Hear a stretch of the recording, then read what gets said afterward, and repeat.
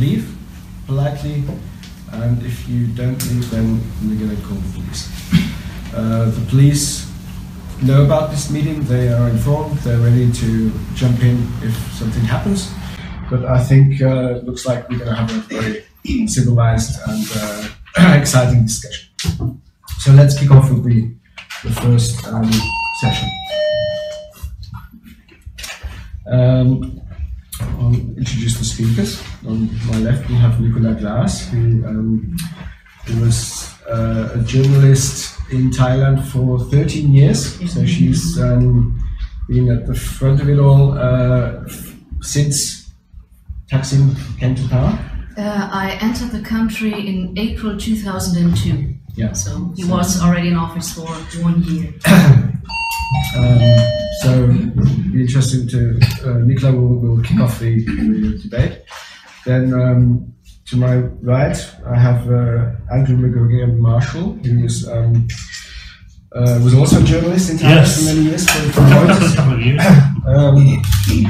but is also known for his book A Kingdom in Crisis, which I think the main selling point is that it's banned in Thailand. Exactly, yeah. That might mean all main selling point, but everything I do is like banned in Thailand, really. So. It is actually a very good read. I enjoyed it immensely. So Andrew will be going next, and then on my far left here, Giles Ulpakor, a prominent critic and activist, social and political activist, also known for several books, which I can warmly recommend, which A Coup for the Rich and The Struggle for Democracy in Thailand. Thailand's Crisis. Yeah, but one before that, I like. So Jai will be the third speaker. So what we're going to do is, we're going to let the speakers go first. They have 20 to 30 minutes. Then there'll be an opportunity for questions. And then we'll have another 1.5 hours for a proper discussion where I'll open the floor, and where I'll also moderate the discussion to focus on a couple of points that might be relevant. So, without further ado, I'll let Nicola start. Okay, thank you so much. Thank you for this presentation, Oliver, and introduction, and thanks to you for being here. As Oliver already mentioned, I used to be a freelance foreign correspondent, having lived in Bangkok for more than 13 years, and in October 2015 I left the country. But I still consider Bangkok my home, although present Thailand today is actually a very different place from when I entered the country first in April 2002. What we see today is a country ruled by a military regime which seeks to entrench its dictatorship by all means possible, by fear and intimidation, by mass arrests, by so-called attitude adjustments in military camps, by the abuse of the draconian lèse-majesté law, and an undemocratic constitution. And one of the reasons why I left was that I did not want to bow to self-censorship anymore when it comes to issues of the monarchy. As a journalist, as well as academics or activists, everyone has to decide for himself or herself in which way they could cover Thailand accurately when they are forced to omit the monarchy and the topic of the monarchy network. And in present-day Thailand, we see the military junta in what I would call an unpredictable partnership of convenience with the new king Vajiralongkorn, who is loathed and despised even among royalists. And I will elaborate further what I mean by this, by the partnership of convenience. So the ruling generals who consider themselves as guardians of the monarchy are abusing the draconian lèse-majesté law in a way we have never seen before, as far as I can recall, claiming to protect the palace when in fact they are only protecting themselves and their craving for power. Basically, nothing has changed since King Bhumipohn's death in October 2016, only that the junta is exploiting this abysmal law in an increased manner. We will debate during this seminar in which way Thailand is moving towards a more absolute monarchy, who represents the real power behind the throne. So one thing is clear, Thailand was thrown back into the dark ages after the latest coup. So the dark side of the force has won so far. The topic of our panel is Thailand towards absolutism, 85 years on democratic construction and destruction. And the latest and enduring crisis since 2006, I think, is a very clear example of how democratic structures have been destroyed by military coups and so-called judicial coups. I know that you all know the situation in Thailand very well, but let me share some very personal experiences I made as a foreign journalist back then. And let me start with a situation I witnessed only 2 days after the latest coup. It was Saturday, the 24th May 2014 in the afternoon, when anti-coup protesters met at Victory Monument in Bangkok. And the mood in the capital was very tense this afternoon, since people protesting the coup were completely frustrated. So the skywalk at the Victory Monument was packed with people. I met so many who carrying signs reading "fuck the coup," sorry for my language, I'm just quoting, and "rest in peace Thai democracy," and "we want elections," and "pray you'd go out." So one of the female protesters I talked to, she really tried to blink away her tears, and she said, "It's a shame, yeah, that this coup happened, and these are really sad times for Thailand." And she said she feels so embarrassed by this coup, because she said, "I'm now in another need to explain to my friends abroad, to the international community, why for the hell the military staged another coup in Thailand. I feel so ashamed and I feel so frustrated," she said. And those protesters back then, they would not dare, they would not care about the ban imposed by the army that forbids a gathering of more than 5 people. And soldiers kept watching. Some of them stood at the skywalk and the stairs of the skywalk, and they were checking the situation unfolding. And when several journalists and photographers, and my partner and me among them, started to take pictures of the soldiers, one of the army officers reacted very harshly, so demanding that we would erase our photos, otherwise our cameras would be seized. And as freelancers with a modest income, we were heavily dependent on our technical equipment, so we reluctantly agreed. And as a matter of fact, this has been actually the first time ever that soldiers interfered with my work, so in my personal case. It did not happen at the time of the coup against Thaksin Shinawatra in September 2006, nor did it happen shortly after the army crackdown on the red shirts in 2010, when soldiers tried to deny me entrance to Ratchaprasong area, which I have visited several times in 2010. And I heard some of the soldiers whispering behind my back, and I asked one of my Thai colleagues what they said, and my Thai colleague replied, "Oh, they were saying this is Thai-style democracy." Thai-style democracy. So, talking about the destruction of democratic structures in Thailand, the putsch on 22nd May, we all know, did not happen out of a sudden. It had a pretext, a background. And the chain of events had started over 10 years ago with street protests of the Yellow Shirts, the so-called People's Alliance for Democracy. And those demonstrations, we all know, paved the way for the coup against Thaksin on 19 September 2006. And the PAD accused Thaksin of corruption, abuse of power, and last but not least, of being disloyal to King Bhumibol Adulyadej. And the first large protest of the PAD I witnessed was in early February 2006. So masses of people dressed in yellow t-shirts gathered at Royal Plaza and said Thaksin should go out, he should be ousted because he sold his company ShinCorp to the Singapore government investment holding Temasek without paying taxes on that deal worth about $1.9 billion.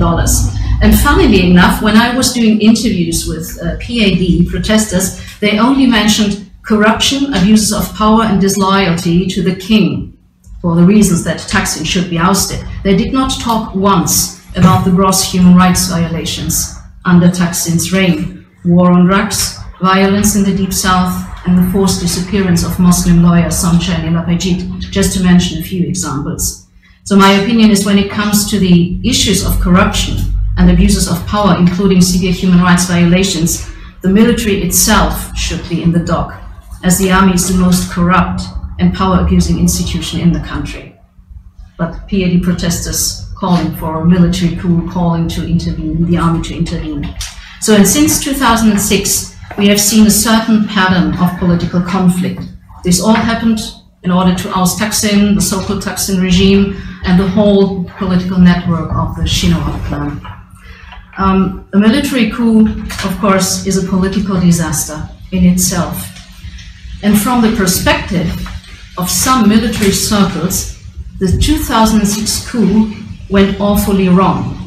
It was aimed to wipe out Thaksin and the Thaksin regime and to maintain the status quo of a royalist Thailand, of a country where the old and conservative elites were called the shots and no one else. And I think a lot of people, many people anticipated back then already that this would become much more difficult after Bhumiporn's death, once Vajiralongkorn would become king. And as Vajiralongkorn, as head of state now, the myth of a loving father of the nation could not be longer upheld.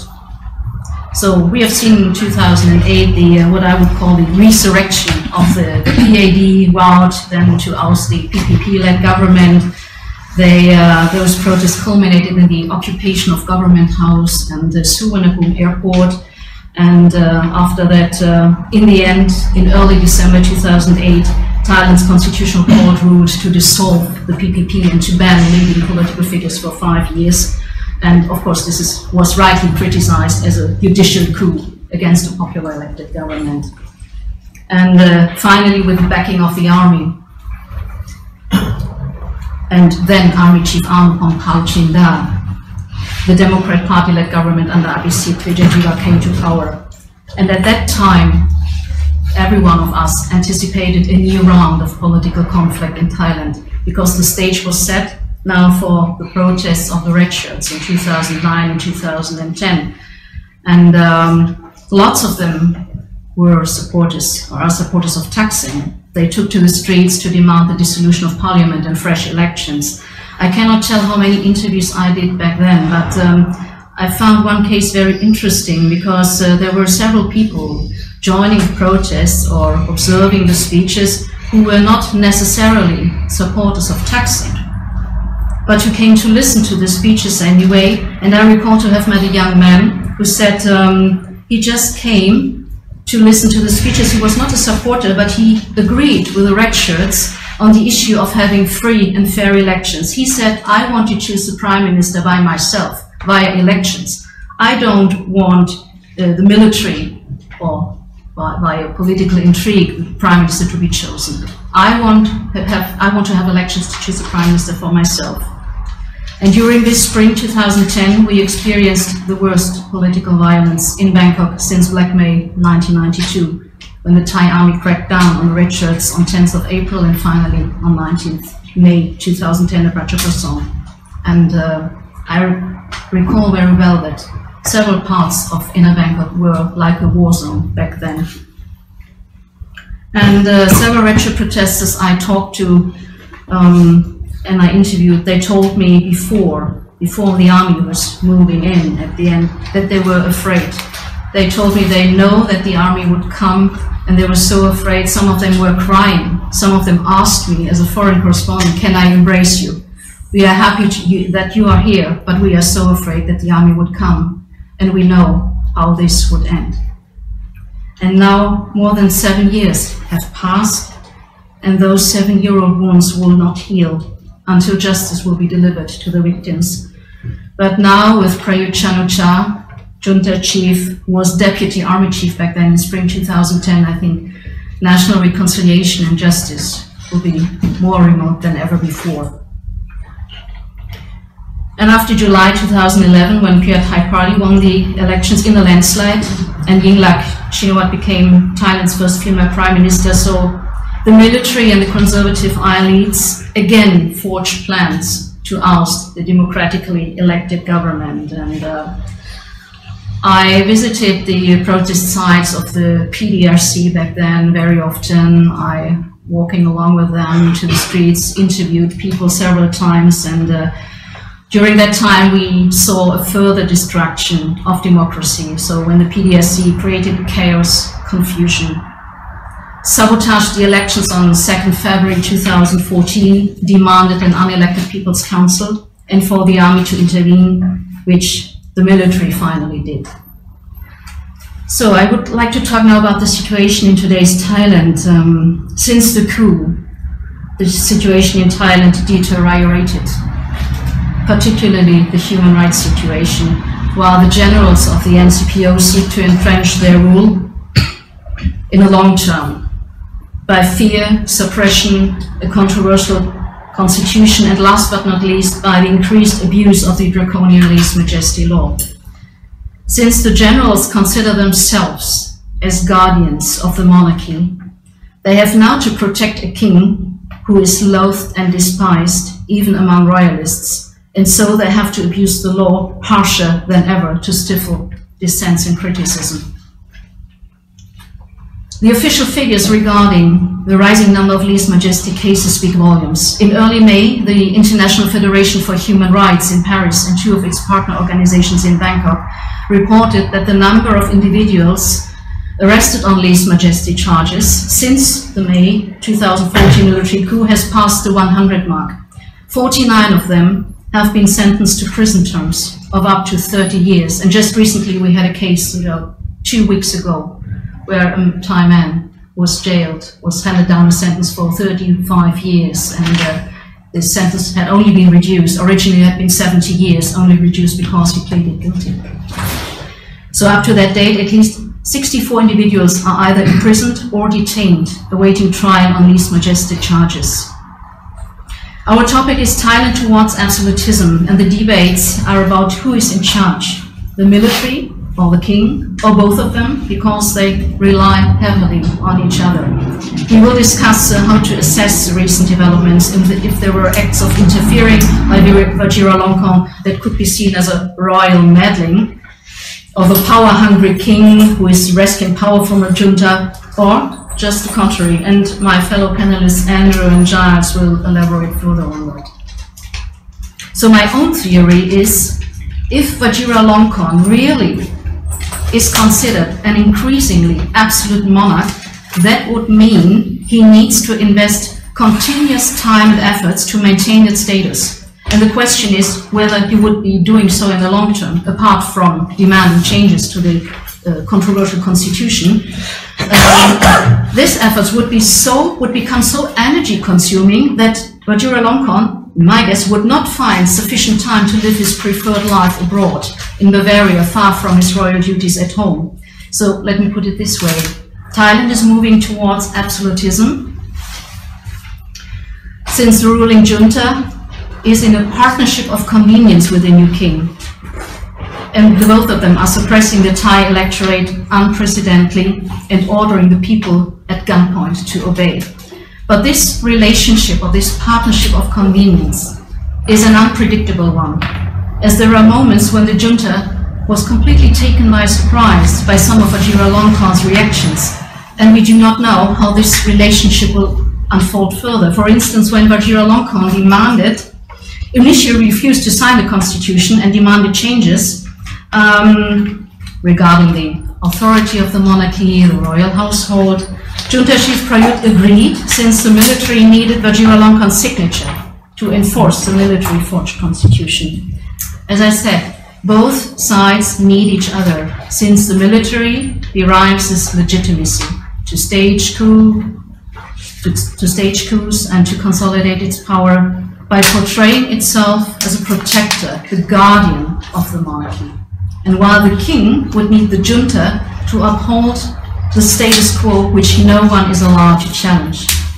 However, I believe it is the military that calls the shots. So far the generals tried to tolerate Vajiralongkorn's behavior. They tried so hard to cover up his reputation, not only as a playboy, but also as someone who is considered brutal and cruel, since some of his former allies died under mysterious circumstances. But if there might be a situation that the junta cannot tolerate or cover up anymore, then the army would not hesitate to isolate the king. It's my guess, to purge him, probably.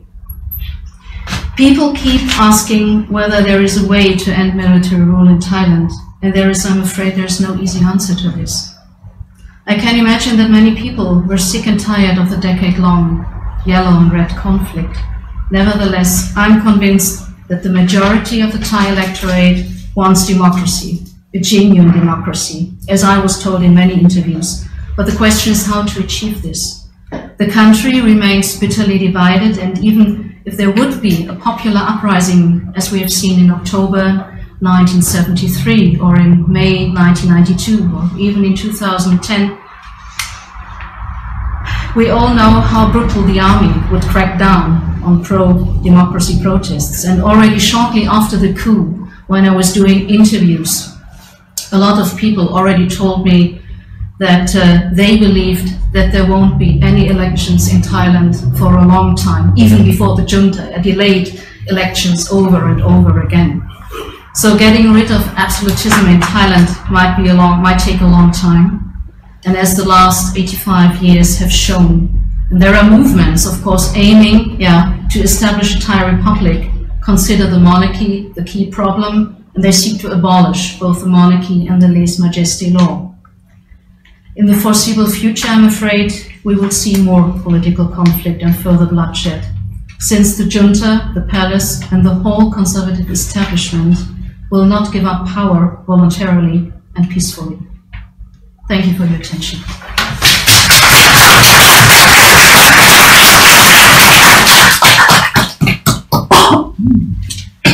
Thank you very much. Blow-by-blow account and also interesting analysis of the partnership with convenience. And that sets the stage for the next two speakers. And thanks for sticking to the time. Before Andrew starts, any direct questions for Nicola? The debate will. Okay. Okay, thank you. So thank you all so much for coming on this 85th anniversary of the revolution in Thailand. I'm sure most of you have probably seen the news from today that Ekachai Onkawan, an activist who was formerly jailed, he tried to take a replica plaque, just put it back in Royal Plaza, and he's being carried away by the junta. He's been detained. This kind of extraordinary situation where the King of Thailand can organize the theft of a historical relic in the middle of the night. Everybody knows that he did it. And when an activist merely just tries to take a replica plaque back there, they get detained. We also know that Thai academics who are marking today in various places in Thailand have been visited by police and told they can't mention the theft of the plaque. It's an extraordinary thing. And the whole incident, I think, it really shows that under the new king and his allies in the military, they're really waging, it was a declaration of war on democracy when the king ordered the removal of the plaque. And we're also seeing, it's almost a war on history. They're trying to turn back time. And we're seeing a war on honesty and a war on truth, because you're not even allowed to mention these things anymore. And this is an issue that has been ongoing in Thailand, as Nicola was saying, for many years. Many of the people in this room are unable to go to Thailand anymore because we just try to speak our minds and we try to report what's really happening. And I think it's become clear that for journalists and academics, it's becoming exceptionally difficult to stay in Thailand and still do your job, because I was based in Thailand in 2000 to 2002 for Reuters. At that time, Bhumibol had retired to Hua Hin, Thaksin was just rising. The monarchy didn't really seem to be that central to Thai politics, and I think it was fine to be a journalist and report what was happening in Thailand without, having to mention the monarchy. But nowadays, and especially with following the succession, I don't think you can, as a journalist or an academic, you can really give a sensible account of what's happening in contemporary Thailand without saying things that are illegal. It's really become impossible to do your job honestly and without breaking the law. So this is a dilemma that I faced, that Giles has faced, that Nicola has faced, and many others, is that you can't tell the truth in Thailand without breaking the law. And that takes us back to Ekachai, who was detained today because Ekachai's trial, that he was officially put on trial for distributing some books and some CDs with WikiLeaks cables, in which Prince Musulman, the head of the Privy Council, and Anat, and Norachun, and Sidi Tatsila, they all discussed the suitability of the Crown Prince, or the unsuitability of the Crown Prince to become king. And Ekachai's legal team tried to summon these venerable statesmen to come to just confirm what actually, the WikiLeaks cable just confirmed what they said was true. And the judge in the case said, well, the truth won't help you, because lèse-majesté is not about truth. It's about, even if you say something true that insults the monarchy, you go to jail. Now, so this puts it in an extraordinary situation, because as we know, the new king has a lot of strange, and well, I mean, he has a lot of personality disorders, and he behaves in a very strange way.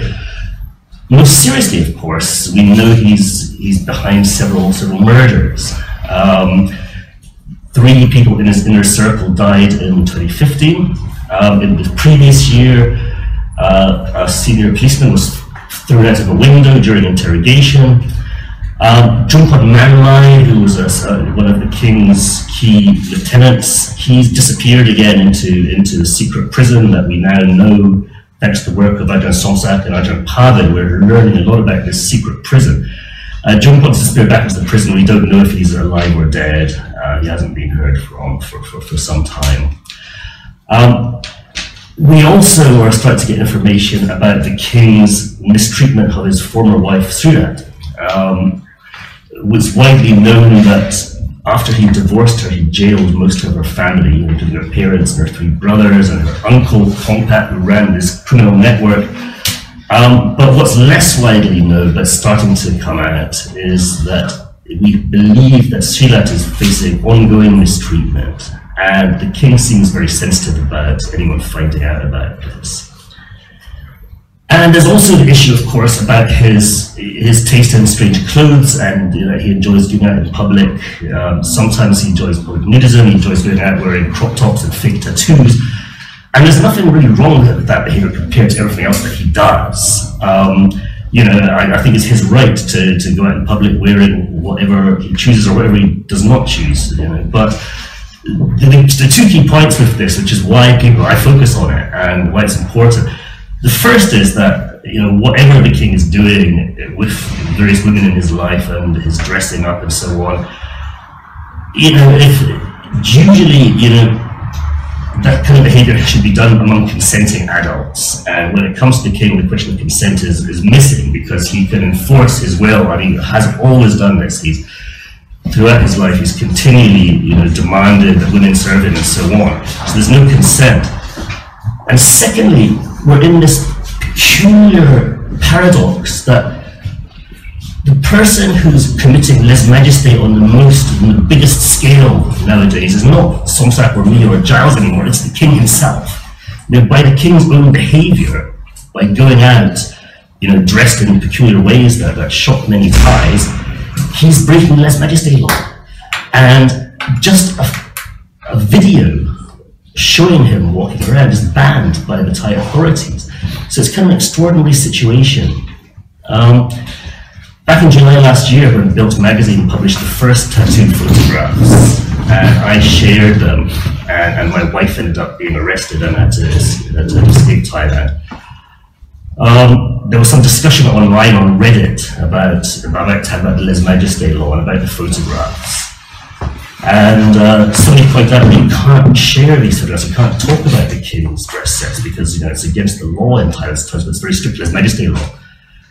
And one of the best comments I've seen in the past few years from anybody on Thailand was on this Reddit discussion where somebody said, it's almost like they're deliberately making it hard for people to follow that law, because the king by his own actions is behaving in an extraordinary way.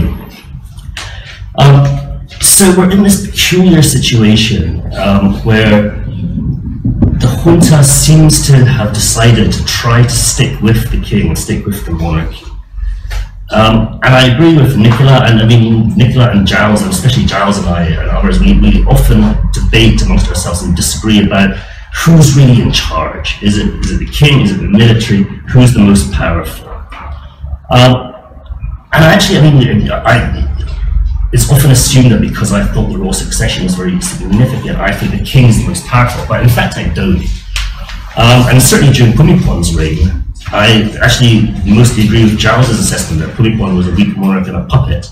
He wasn't really in command, and you know, The King Never Smiles by Paul Handley is a wonderful book, but to me the mistake it makes is that it portrays Bhumipon as this genius who's pulling all the strings and controlling everything. And in my reading of his reign, he's more like this kind of Forrest Gump style character who was being manipulated by others and was present at all these key events in Thai history, but didn't really take charge. But now we're seeing something different. We're seeing the new king behaving with extraordinary audacity. Everybody expected that because he's so reviled, he wouldn't really be able to maintain this kind of royal cult that Bhumipon did. So he expected that the power of the monarchy would shrink after he became, after succession. But instead, he's determined to actually try and increase the power of the monarchy. And I think that's, you know, that's something that's captured in the title of our discussion today, Thailand Towards Absolutism. Along with the removal of the plaque and other issues, we're seeing deliberate efforts by the monarchy to increase its power. And I think that's actually quite unprecedented. All in Europe, political society has been unprecedented in the modern world for a monarchy to be doing that. Usually, as countries develop and become more wealthy and better educated, you tend to see these old power structures reducing in power. And we're seeing the opposite in Thailand. So, you know, whatever you think about how much power the king really has, he is clearly trying to impose himself in a quite unprecedented way, and nobody's stopping him so far. Now, I agree with Nico's assessment. I agree that really the king has no power without the junta, and without the military, and without the elite. And most of them hate him, and they're having a nightmare. You know, it must be one of the worst jobs in the world to be private or to be one of the king's inner circle, who constantly, you know, at risk of being, you know, facing violence, being criticized, being flung in their secret prison, and so on. And you would expect that sooner or later something would happen, and they would remove their support for him and try and find a way to move forward in Thailand without the monarchy. But so far they've totally failed to do so. Now, Nick has already mentioned the extraordinary story of the Constitution, where this was, you know, a referendum was held with a huge amount of, you know, publicity, but of course no one was allowed to actually debate the demerits of the new constitution. A referendum was held to give this constitution a veneer of legitimacy and democracy. Then once the new king came into power, he didn't like it because it reduced his own personal power, so he demanded that it be changed. First of all, because he wants to be able to live for most of his time in Germany without having to have a regent. And secondly, because, you know, there'd been an attempt by many of the elites to formalize a role for the constitutional courts and others, rather than having the king being the one, the last arbiter when there's a crisis. And he refused that. He wanted to remain the arbiter of last resort. So it's an extraordinary attempt, a very audacious attempt, whatever you think of him, by the king to impose himself and try and drag Thailand back towards the past. And, you know, it's symbolized by the fact that he ordered the removal of this plaque, and we all know he ordered its removal. He's trying to turn back history to before 1932. And what's extraordinary is that he's being mostly allowed to do it by the junta, who could, if they wanted, or the military, they could, if they wanted, you know, push him aside, by the Thai elite, who mostly hate him.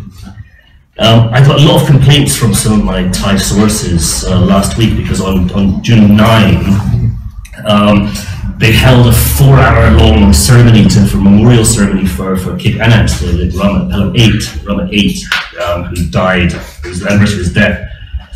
And usually when the Thai elite went to ceremonies like this in puppy ponds, right? And they sat on nice chairs, they had air conditioning. But the new king is actually enforcing this culture of prostration and submission. So a lot of senior sources are complaining that even top-level diplomats, even top officials are having to crawl on the ground in front of them. And in this ceremony, they all had to wear their full white dress uniform and sit on the ground for 4 hours in the heat. Prem got a chair and Private got a chair and Privy Council, and they had little air conditioning units, and everybody else had to sit on the floor. And they were miserable. They hated it, and many of them complained to me. And of course, the obvious response is, well, it serves them right. You know, these are the people, these are the Thai elites who failed to stop the king, who allowed this bizarre culture of veneration of monarchy to evolve. And now they're facing this reign of terror where they're very worried about what might happen. They have to sit on the floor in the heat, they have to prostrate themselves, and yeah, it serves them right. And so far they seem to be doing it. And if we want to ask, why? Normally, if the country's military and elites were subject to so many humiliations, personal humiliations, which powerful people hate, and the king is so clearly a disastrous figurehead because of his behavior, why do they still stick with him? It's a mystery, and I think Gerald's probably has some different opinions on this. But to me, I blame Thai-ness. I blame this culture that was fostered by the elite over several centuries or several decades, that it became normal for people not to think for themselves, to be submissive, to have to crawl on the ground. And it was claimed that this is Thai culture. It's not. It's not. Nothing innate in Thais to make people have to crawl on the ground and follow orders. It's something that became, I think, inculcated over the decades, and the elite themselves became a victim of it, and now they don't know what to do. So if you look at people like Private or senior politicians and so on, they're people that need someone to give them orders. They're not able to really think for themselves. And Thai-ness, I think, is really what's been holding Thailand back, and is leading us towards this political crisis. The last point I want to make, and a more positive point, is that I think Thai-ness is dying. Thanks to the internet, thanks to the behavior of the monarchy, and thanks to the fact that a lot of younger people are no longer accepting it. So we've seen some very interesting phenomenon where, for example, a flight attendant was forced to prostrate on the ground, or somebody was forced by an official after a parking accident to prostrate, and people filmed it or reported it, and it caused a huge backlash. And to me, what I'm positive about is when I meet younger Thais, many of them, they don't follow this culture. They reject it. And, I think we're seeing a Thai-ness imploding by itself, because it's very difficult to see where the junta and the monarchy will go.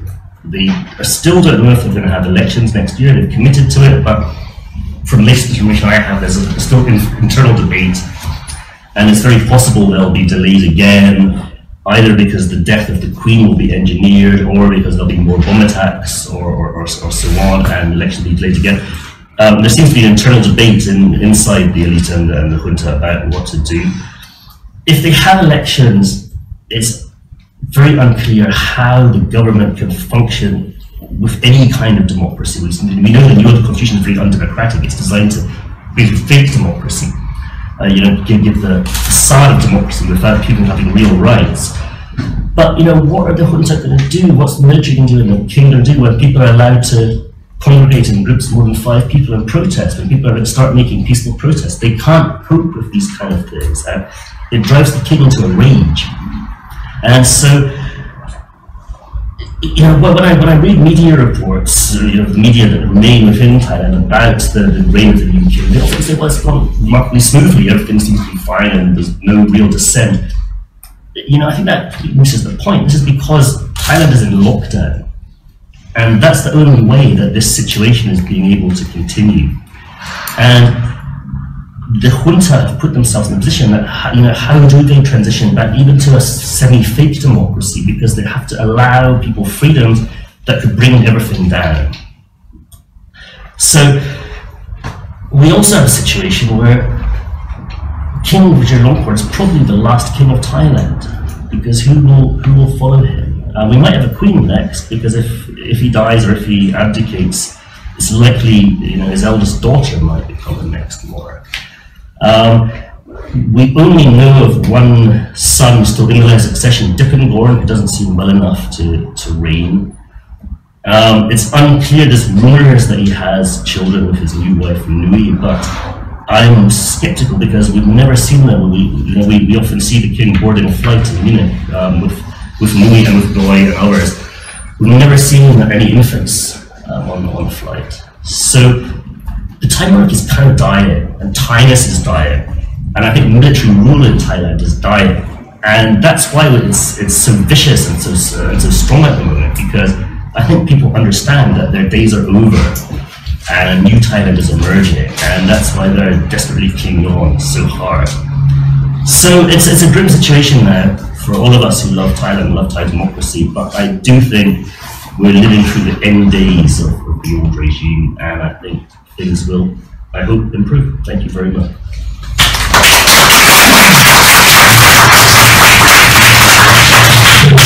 Thanks very much. So Thailand is dying, the military is dying, and the monarchy is dying, so Thailand emerging. Quick questions for Andrew, or should we let Jai continue them? Jai's responding to the As Nicola mentioned, a man called Wichai was sentenced to 35 years for a Facebook post. And the question is, who ordered it? Was it the king or the military? And who is being protected by the lèse-majesté law? The same week that Wichai was sentenced to 35 years, a man was sentenced to death in Pakistan for blasphemy on Facebook.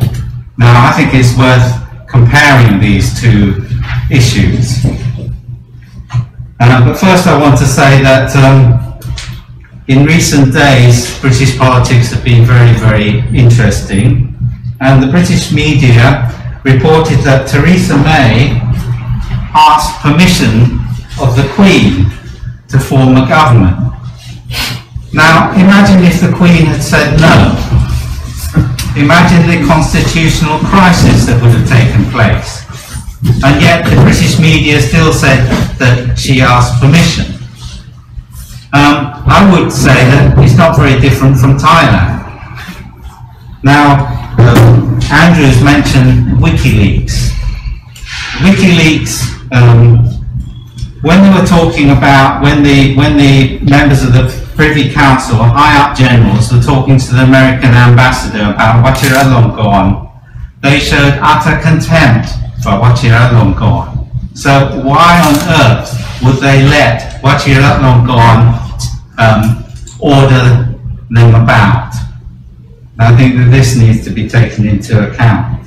Now, coming back to Wichai and the Pakistani man who was sentenced to death or long-term imprisonment for either blaspheming against God or blaspheming against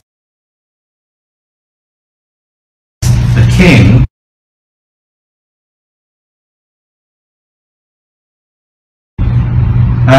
The Thai king is built up as a semi-god. When people are jailed for blasphemy,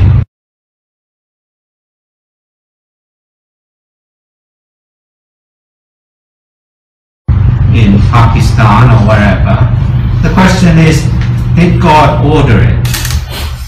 Now, I don't believe in God, so he didn't order it as far as I'm concerned. Who ordered it then? And why did they order it? The Pakistani ruling class ordered it because Islam is used, like all religions, in order to protect the status quo. It's also used by people protesting against the status quo as well. That's the nature of religion. But, that indicates to me that what you see in Thailand is that Vajiralongkorn is being used as some kind of god with absolutely no power, and his protection is really the protection of the ruling class and the junta, the people that hold state power. Now I must really protest to Andrew about this use of Thai-ness. I mean, I've read about Western academics and commentators who wrote back in the 1960s and 1950s about Thai-ness. Now Thai people, rats and all. You know, they don't take anything seriously, they're always smiling, they can't think for themselves. What an insult! What an absolute insult! You know, the history of Thailand, and it's the 85th anniversary of the revolution, is marked by uprisings against the ruling elite. 1932, 1973, 1976, the civil war with the Communist Party, 1992 and the Red Shirt uprising. All these people thought for themselves. And you should go back and read the literature at the time, for example, writings by Gulab Saibradin about how people were thinking at the time. Now, rather than discussing the king too much, I think we should look at the military constitution. The military constitution has a 3-page prologue. Of course, naturally, it praises Generalissimo Prayut, His Highness and Excellency. It also talks about Thai-style democracy, which, if you want to put it in another context, is not really Thai-style. I mean, that kind of democracy was invented by lots of different people in Indonesia. It was called guided democracy. So you get to vote a bit, and then but the people in power still stay in power and still dictate what's going on. And I'm going to elaborate a bit about this later. But the funny thing about the constitution also is that it has a blatant lie in it saying that King Ram VII, you know, the guy who was overthrown by a revolution, actually gave democracy to the Thai people. Well, I'm waiting for a monument of King George to be built outside the US Senate, you know, by the way that King Ram VII's monument is outside the Thai Parliament. My two arguments about Thai politics for this meeting are: one, if it is towards absolutism that we're going, it's absolutism of the military, not the monarchy. And secondly, the monarchy has no independent power. It's a tool of the military. And under Vajiralongkorn it's even more the case. The guy is a half-wit. You know, he doesn't know how to behave. He isn't interested in politics and economics. Why would he need any power? How could he obtain that power? Now, I think that you have to look at the constitutional amendments that he insisted upon. They were only constitutional amendments which affected the running of the palace. They weren't constitutional amendments about anything else. The mistreatment of individuals, terrible that it is, are only mistreatment of people in his circle. Now, if you want to understand the relationship between the military and Vajiralongkorn, I don't think it's necessarily a sort of relationship of convenience. It's more like someone holding a very vicious dog by the lead. The military holding Vajiralongkorn, the dog, by the lead. Now, if you want to use the dog for whatever purpose, you have to let it out a bit. You have to give it some food, you know, so that it does what you say. And this is why Vajiralongkorn is allowed certain privileges to do what he wants to do in his weird and distorted manner. Otherwise, he'd just say, well, tough, I'm going to stay in Germany. What are you going to do? So, you know, that, I think, explains Wachiranongon's behavior. Now, before Wachiranongon, Bhumibol, as I have often said, was a cowardly puppet who was placed in position and promoted and so on by the military ever since Sarit Tanarat. Bhumibol always went with the flow. His statements were always abstract and mumbling statements. He couldn't really string more than 2 or 3 sentences together properly. And you could interpret it in different ways. Now, I'm sure people here are aware of how people argue about the contents of the Bible. You know? It's often contradictory. It's believed by some to be the Word of God, and yet you can argue about it. Well, exactly the same thing happens with whatever Bhumibol had to say. Because he used to praise Thaksin, but then whoever didn't like Thaksin would say, yes, but in this sentence he criticized Thaksin. Now, if we're going to argue that Wachiranongon is somehow got power, how did he get it? I mean, it's not something you go and buy in a supermarket. He doesn't have any. Well, he probably has a collection of guns. The guy's an idiot and a vicious one at that. But the number of guns he has doesn't compare with the number of guns that the military has. The other way you can get power in society is by having legitimacy and having public support. Well, he doesn't have that either. So where does this so-called power come from? Power isn't something, you know, that doesn't have any concrete meaning. But let's get back to the 1932 revolution. Now, if some people are going to suggest that we might be moving towards royal absolutism, I think it's worth going back in history, because after the 1932 revolution there was a royalist uprising, what's called the Bawarade rebellion. This was crushed by the People's Power in alliance with some mass movements. For example, trade unionists joined the fight against Bawarade. It was crushed in 1933.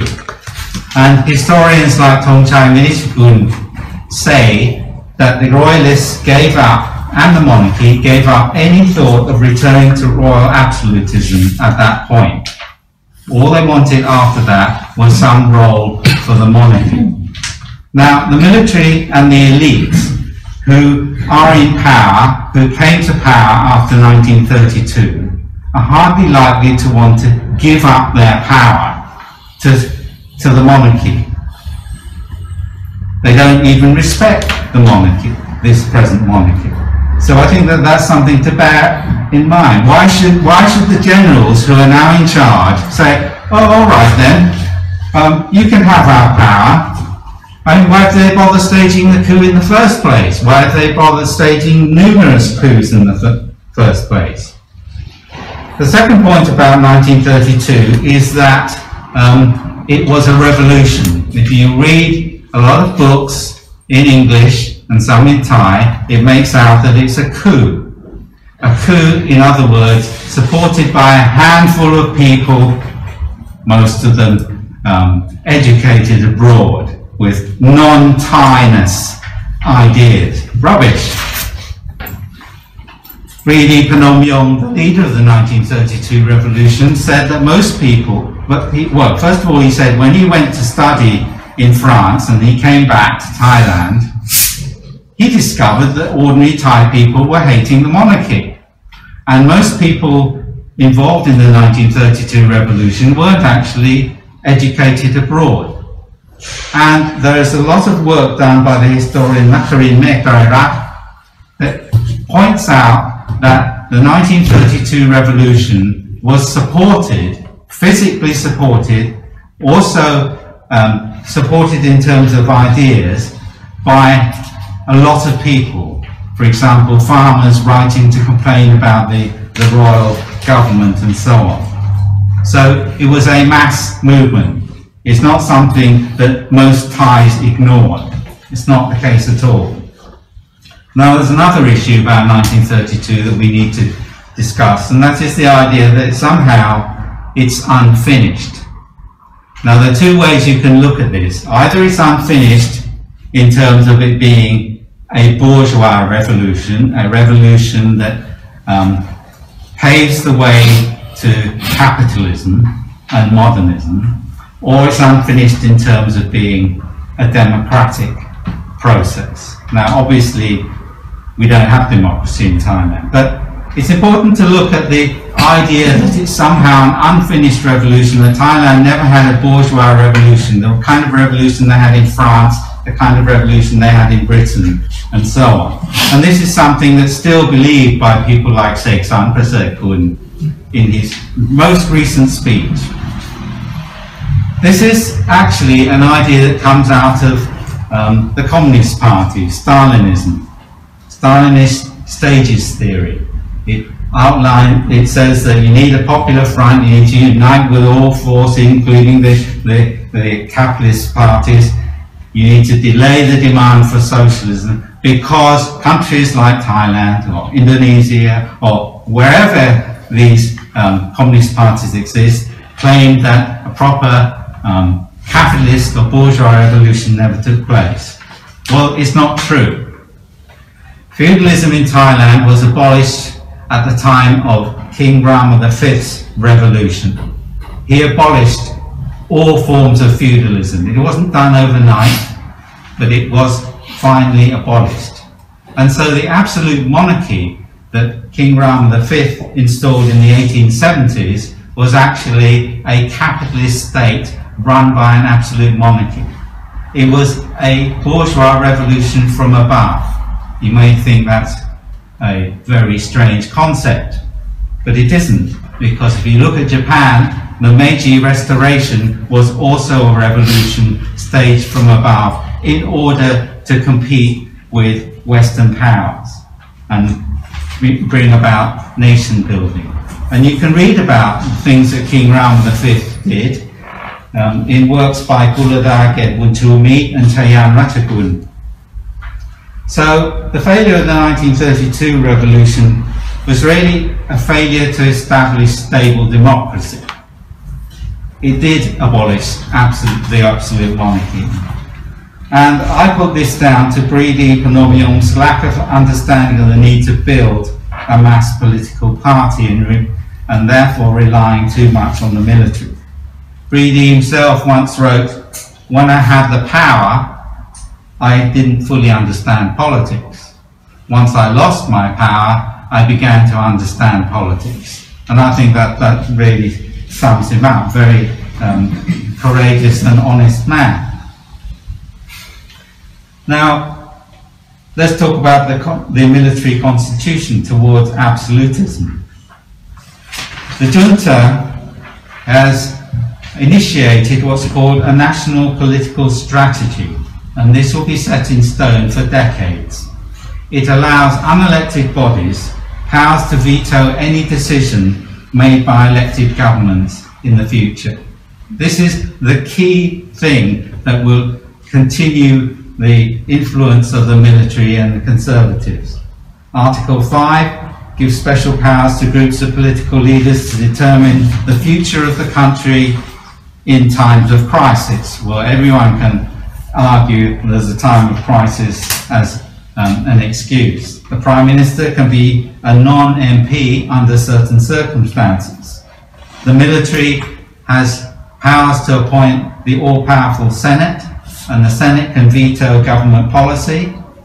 The Senate has extensive powers to appoint the Electoral Commission, the Anti-Corruption Commission, and the constitutional judges. And we know what these so-called independent, well, not independent, bodies did in order to undermine recent elected governments.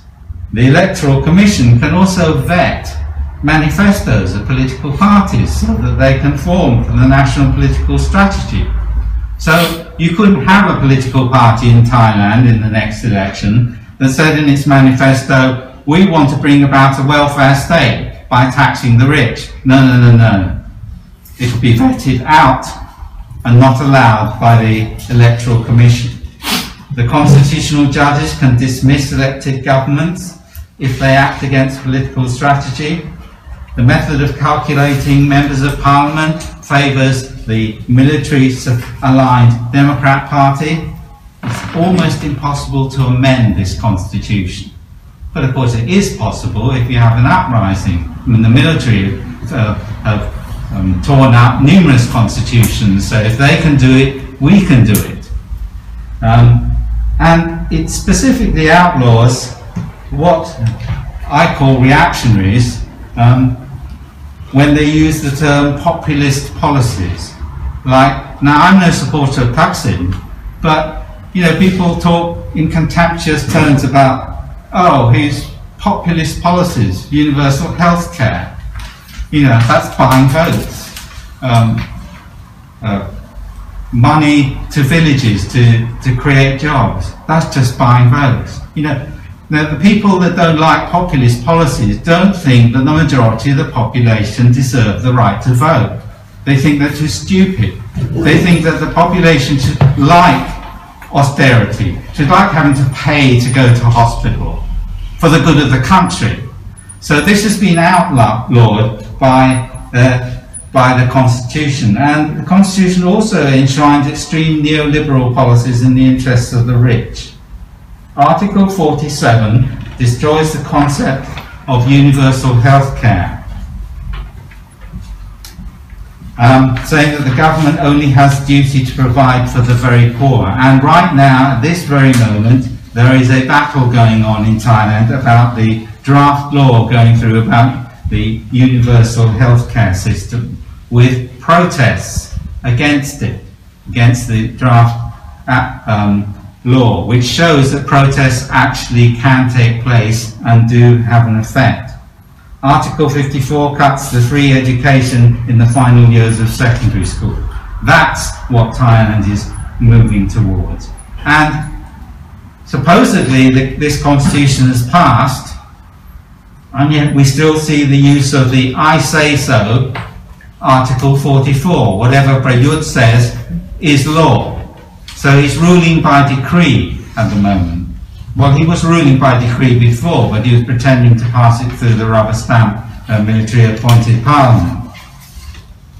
Now, I've outlined a lot of things that show that Thailand is moving towards a system of guided democracy enshrined in the military constitution. There are issues, all sorts of political issues, social issues, economic issues. Vajiralongkorn has absolutely no opinion about this. None at all. Now, someone, as Nicola would point out, someone who wanted to rule Thailand would have an opinion about politics and economics and social issues. He's actually too busy on his bicycle being shot at by little boys. And the junta actually are very happy for him to spend a lot of time in Germany. Why? Because if he spent a lot of time in Thailand, people would, you know, it would be difficult to cover it over. You know, that would be what it was like if Vajiralongkorn was in Thailand. But if he's in Germany, well, it's a bit further away. Now, people have said, why can't the junta get rid of the king? Well, the junta can't get rid of the king, and they couldn't put his sister in place because it would completely destroy the myth of the monarchy.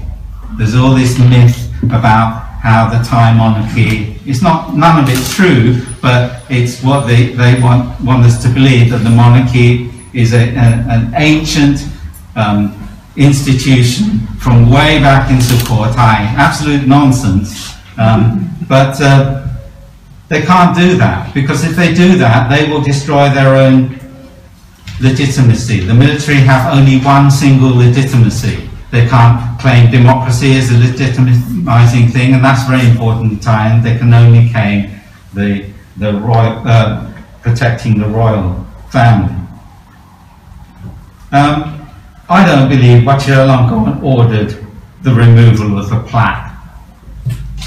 I don't even think he knew about it, or even cared about it. He probably has some vague idea about what 1932 was like. He's more interested in what he's doing, with his women and his bicycles and his palace in Germany. So what is to be done? First of all, I would argue, let's avoid being sidetracked by focusing on the king. What happens when you focus on the king? Is that a step forward towards overthrowing the military and bringing about democracy? No, it isn't.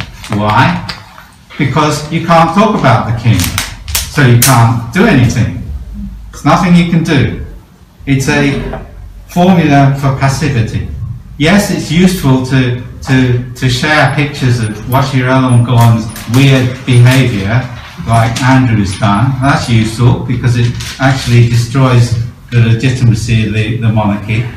But apart from that, what we really need is a mass social movement. We need political organisation to struggle against the military dictatorship and its legacy after they call sham elections. And this has been done before in Thailand. 14th of October, Communist Party, 1992, and all around the world. Authoritarian regimes have been overthrown by mass movements. Will that mass movement come from the red shirts? Or will it come from Pheu Thai? I don't think so. I think the red shirts have finished. I think that Thaksin and his allies have actually destroyed the movement by putting it into deep freeze. Will this mass movement come from the small student groups? Unfortunately, no.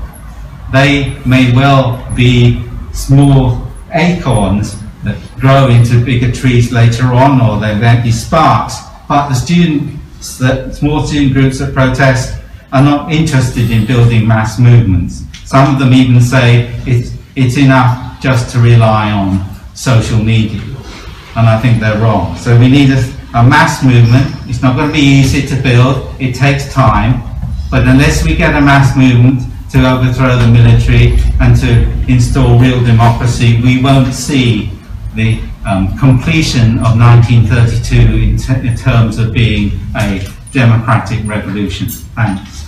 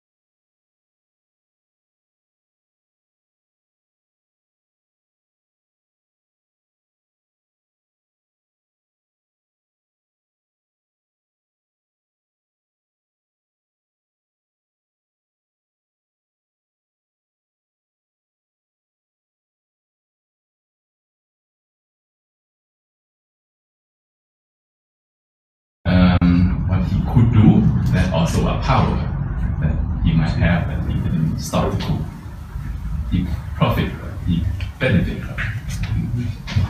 So I would, that would be my comment that I sort of disagree with the weakness of him.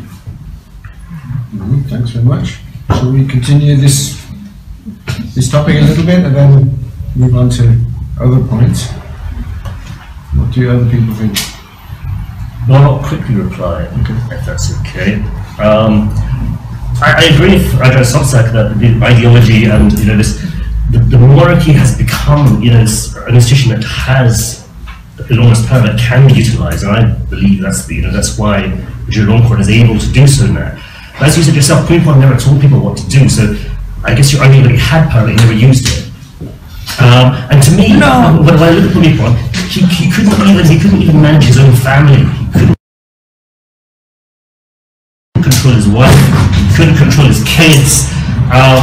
So we can see several instances where things that he wanted to happen didn't happen. So this is why I think I agree with you that over time the monarchy built up potential power, which his son is now using in a very obvious way. Don't you agree with my criticism that, or at least you should try to reply that the whole that you just virtually every incident that you cite that he ordered this, ordered that, it came down to how do you define power, and you always define power that this way, right? You have to define power that you have to be able to order person A to do specific thing C or D. This is not the kind of power that Bhumibol or the monarchy had at all. The actual historical fact that sometimes he can order something or not order something is not proof at all that he doesn't have power unless you define power very narrowly that way, right? And if you define it narrowly that way, I would agree with this or that incident that he had this power to do this or do that. I would agree. But the whole point of my criticism, which I don't think that anybody could reply really, that you define it, that you have to look at power this way, but why? And if you look at the whole picture of the whole Thai history, why not define power more broadly and look at it this way? And this is how the Thai define power. And to go back to the very sentence that Jai I like very much, power comes in modern time, not even from the gun. Gun might create power temporarily for a short period of time, but the real power in modern time comes from legitimacy and support from the people. Who else in the past 50 years come close to matching Bhumibol? No. Not a single person, not a single army chief, not a single popular, not even Thaksin. But I think I would like to add something to this. I think we all agree upon that the military derives its legitimacy from the monarchy. Yeah? They have created a myth around Bhumibol as a loving father of the nation, and no one dared to challenge this. Of course, there are critics, but they're outside the country. And so I would actually would like to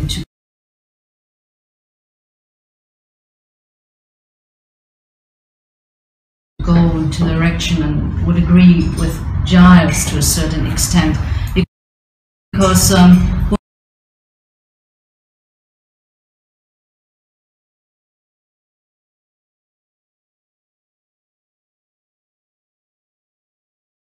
Bhumibol decided to have Chulalongkorn as his successor, but Chulalongkorn was 20 years old, so it was the long-term vision already. And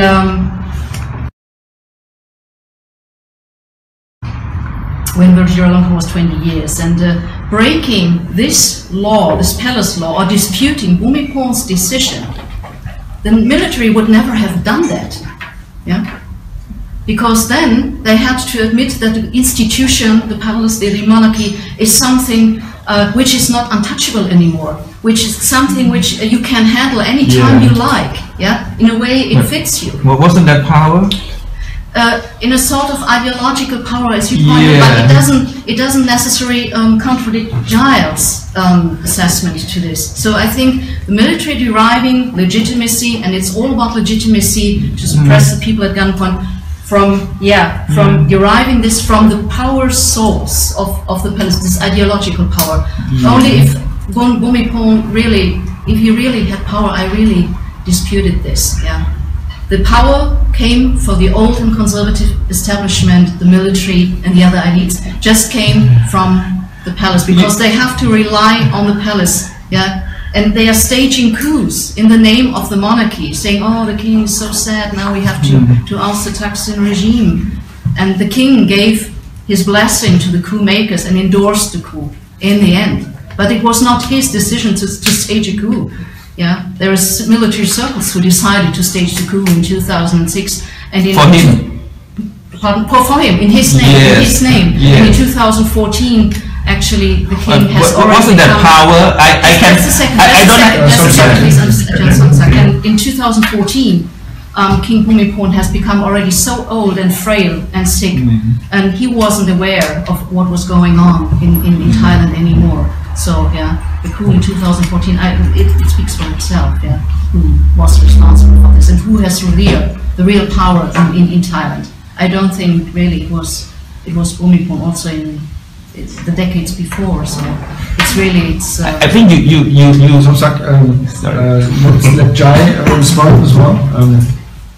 I just want to point out that I grew up in Thailand and went to Satit Jula, so don't try and claim that I'm a Westerner.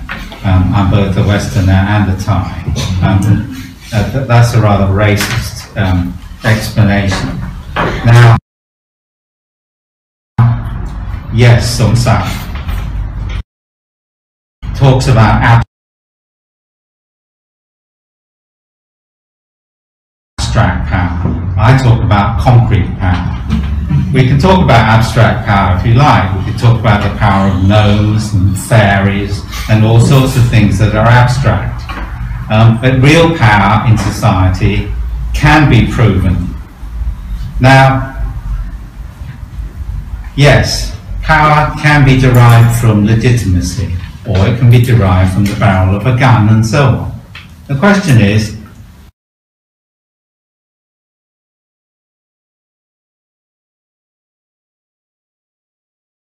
a table with my mother and father, who were very close to ruling circles in Thailand. We had discussions about politics all the time, and they were of the opinion that Bhumibol was a weak, characterless puppet of the regime. This is not just my feelings, and the reason for this is that he never stuck his neck out on anything. He didn't dare to. I mean, okay, he was very weak when he first started, when he was on the throne. He wasn't even expecting to be on the throne. Now, this isn't something that Somsak and I would disagree about, because he's talking about a different concept of power. You know, there are powerful systems of thought throughout the world. It's not just a Thai thing. There's a powerful system of thought about the free market, where, you know, it's difficult to argue against the free market unless you get movements in society that confront the issue. You got movements in Thailand that confronted the legitimacy of the king during the communist uprising. You have seen a revision of this during the red shirt movement. But, you know, it's not good enough to just say that there is this airy-fairy sort of powerful thought system. When we debated this in Paris, Somsak asked me to give an example of someone who you couldn't criticize, who seemed to be all-powerful, and I said God. And that's true. It's a good example. God cannot be criticized in certain circumstances. You can be executed for it. People act in the name of God all the time. It doesn't mean that God is really powerful. So an ideological thought system, yes, the pro-monarchy ideological thought system has a lot of influence in Thailand, but its influence goes up and down. And actually, I think that the person that had more power than Bhumibol at some point in Thai history was Thaksin Shinawatra. But people who've had, other people who've had more power through other means, not through legitimacy in the ballot box, have been the military.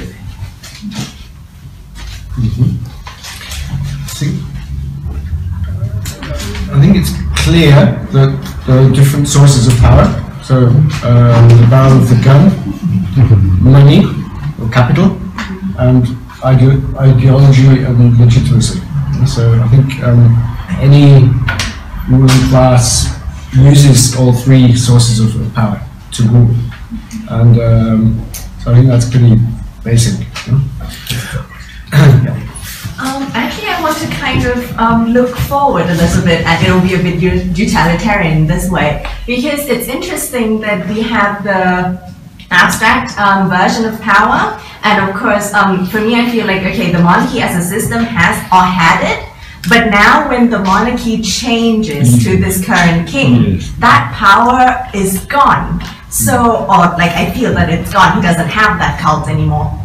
So what I'm wondering now is how does that play out with the utilitarian power that the junta now has and that it's now using to suppress, you know, pro-democracy discussion in Thailand? Because of course, even if the people are not happy with the king anymore and they now see him as a person, you still have the actual power of the gun. So how do we go forward from here? What is, where do we go and what's going to happen? Can I just add a little bit? Let some other people talk as well. I wanted to make exactly the same point, but also add to that, that what we're now seeing, even though we said that everything the current king has done is only within his circle, but he is exercising these powers more, at least that I'm aware of, more than the last king. So that's quite interesting for me to see how does the junta now, because they're kind of in a difficult situation now. They cannot rely on this demigod anymore because the image is crumbling. But at the same time, the demigod starts to certainly not be a god anymore who can't be criticized and can't be tested, but comes down and is visibly seen exercising the barrel of the gun kind of power by, at the moment, secretly taking people away or making people disappear. But over time, that will not be possible to keep that under the rug anymore. So that's the question.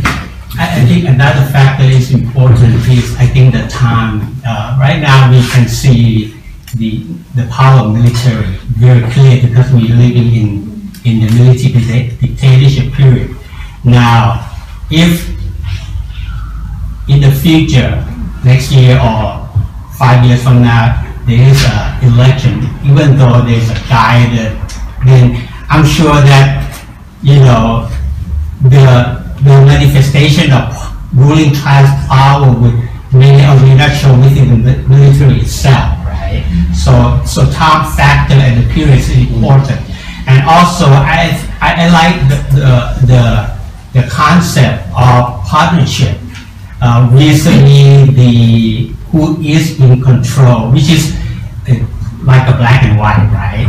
And it not necessarily can be shifted, from this side to this side. So it's very important. I think you introduced very important concept in partnership of inconvenience that I think is very useful. Okay. Anyone else, or shall I get something? No, I actually not question as such, but I just want to add how important it is to understand Bhumibol power.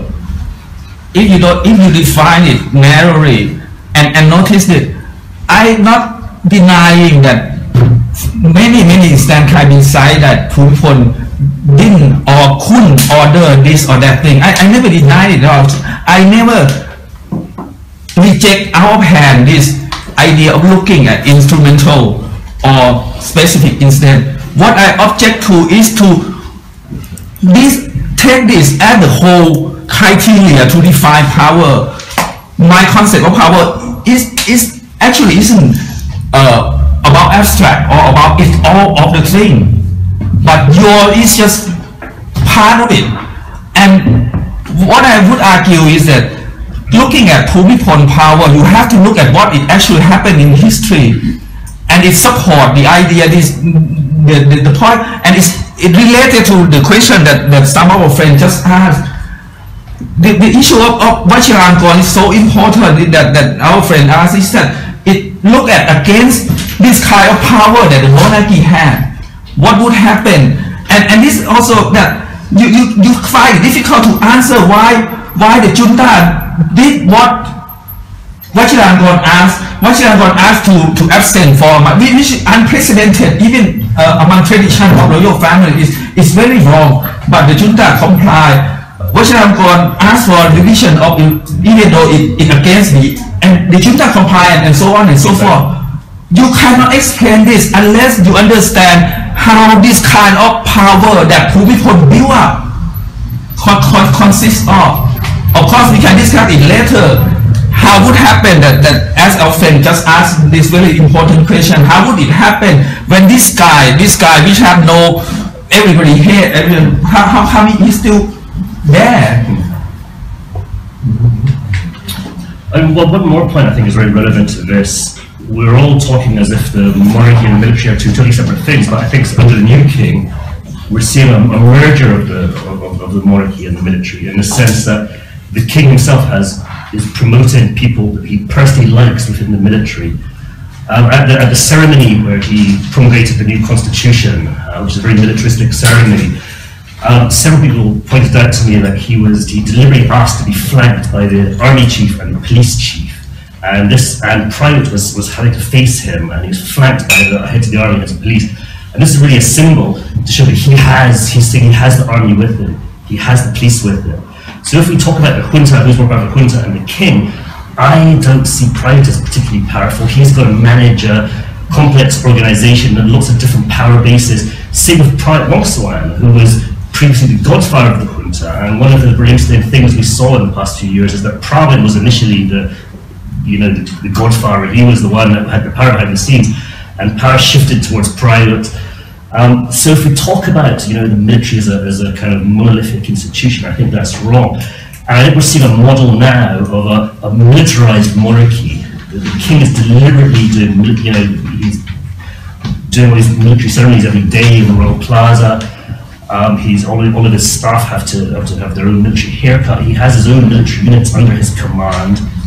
The upcoming army chief is elected to be Apparat from the 1st Infantry, which is a long-standing loyalist. So he's got his own military power base, and I think as we discuss who's really in charge of the military and monarchy, we've got to recognise this, that we're seeing the king have military power and military influence by himself, and that's another reason I believe that he's more able to call the shots than the junta, because Raja Somsak is exactly right. His behaviour has shocked and troubled the junta. After they went all the troubles having this fake referendum for them to want to change the constitution, they were horrified by that. They were shocked when they convened parliament on the night that Bhumibol died, and they were all set to have a special meeting of the National Legislative Assembly, and the king said, "No, I'm not ready yet." And they had to have they stood in silence in 9 minutes, and then they all went home. And to me, that's a perfect symbol of the National Legislative Assembly. It was probably the most representative ever meeting. They met, had 9 minutes of silence, and went home again. And so these are things that show the king is powerful, and show that the junta aren't able to stop him, and they're struggling to manage him. But I think we're seeing it's becoming increasingly difficult for that to happen. Okay, I'd like to maybe focus on less on the kind of personalized sort of analysis of Vaj. But let's talk about 1932, because I think if we have an event on 85 years of 1932, it's actually quite useful to develop a kind of more long-term perspective of how democracy and counter-democratic forces in Thailand developed over time. So the question is, how do we analyze the 1932 revolution? Was it a revolution? I think the question that to our audience asked earlier, I think it was pursuing what would happen now if this guy, the Vajiralongkorn, who had no one really like him, assume this position that it used to have this kind of power. I don't know. I just feel that it's a question that. Can I say something about this? Well, I think. Okay, go ahead. But I think we're sort of getting into a kind of rut there. So that's what I think we need to. I mean, I think the military are in a difficult position. I think Nicola mentioned this as well, because the military are used to using the monarchy to legitimize itself. So what can they do? They can't get rid of him because that would bring the whole legitimacy for the military down. What they can do is hope that he spends as much time as possible in Germany, out of sight. They can also keep the spirit of Bhumibol alive, and they're doing this with the funeral, and people still wearing black and what have you. They can keep that going for as long as possible and try to hope that the monarchy becomes something abstract. But will it work? I don't know. I hope it won't work. But I mean, I think that the key question really is how do we actually struggle towards democracy, and what kind of lessons can we learn from Thai history since 1932 about that? Yeah, which goes back to the next round of discussion also among the panelists about the analysis of 1932, because I think this is very pertinent to how we now then analyze the ruling class today. So what actually happened? Was it a bourgeois revolution, or did that already happen before, a bourgeois revolution from above, as Jai was saying? And then what forces do we see in the recent 85 years of Thai history in the ruling class and against the ruling class in Thailand? I think Giles already mentioned that the 1932 revolution is an unfinished one. And when you are following the events in Thai history, in recent Thai history, you have seen so many uprisings. People really who risked their lives and limbs to fight for democracy. And we have seen it in October 1973, 1976, 1992, 2010 also. And I'm not sure if we will see, as I already pointed out briefly, if we might see a popular uprising in the foreseeable future. I'm really not sure about this. Because the country remains so bitterly divided. And maybe that we have to wait just for growing dissatisfaction with the military regime I don't know, that an uprising can be initiated or launched. But you need also, in my opinion, you might need a political leader, who deserves this name, this characterization, to be a political leader, really fighting for genuine democracy. And the country is so bitterly divided that at the moment I do not see any popular uprising will grow on the horizon. So for the time being, probably,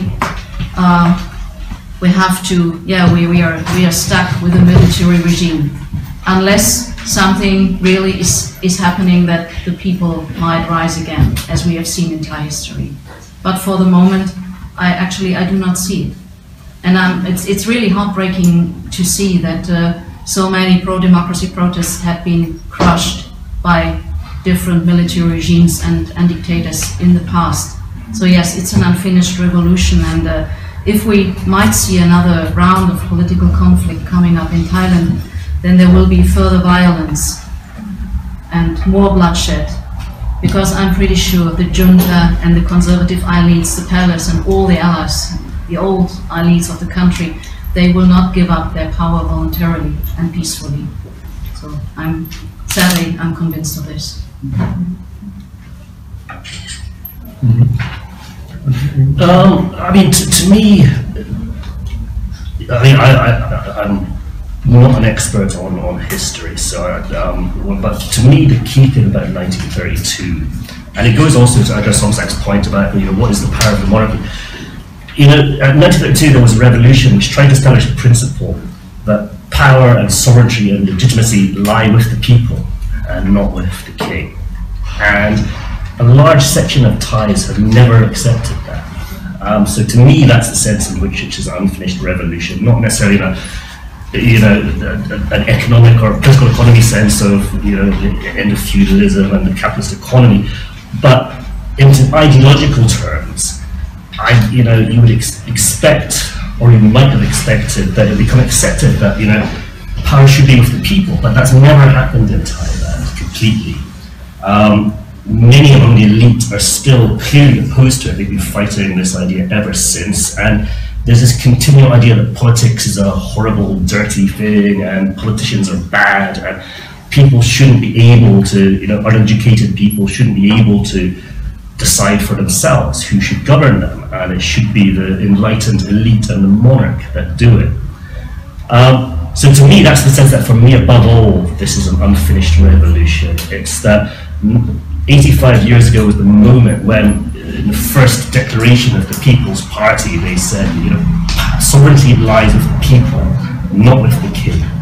They talked about the monarchy's bloodsuckers, farming on the backs of the people, and it was an incredible declaration of the rights of people, of popular sovereignty, and it's been fought ever since.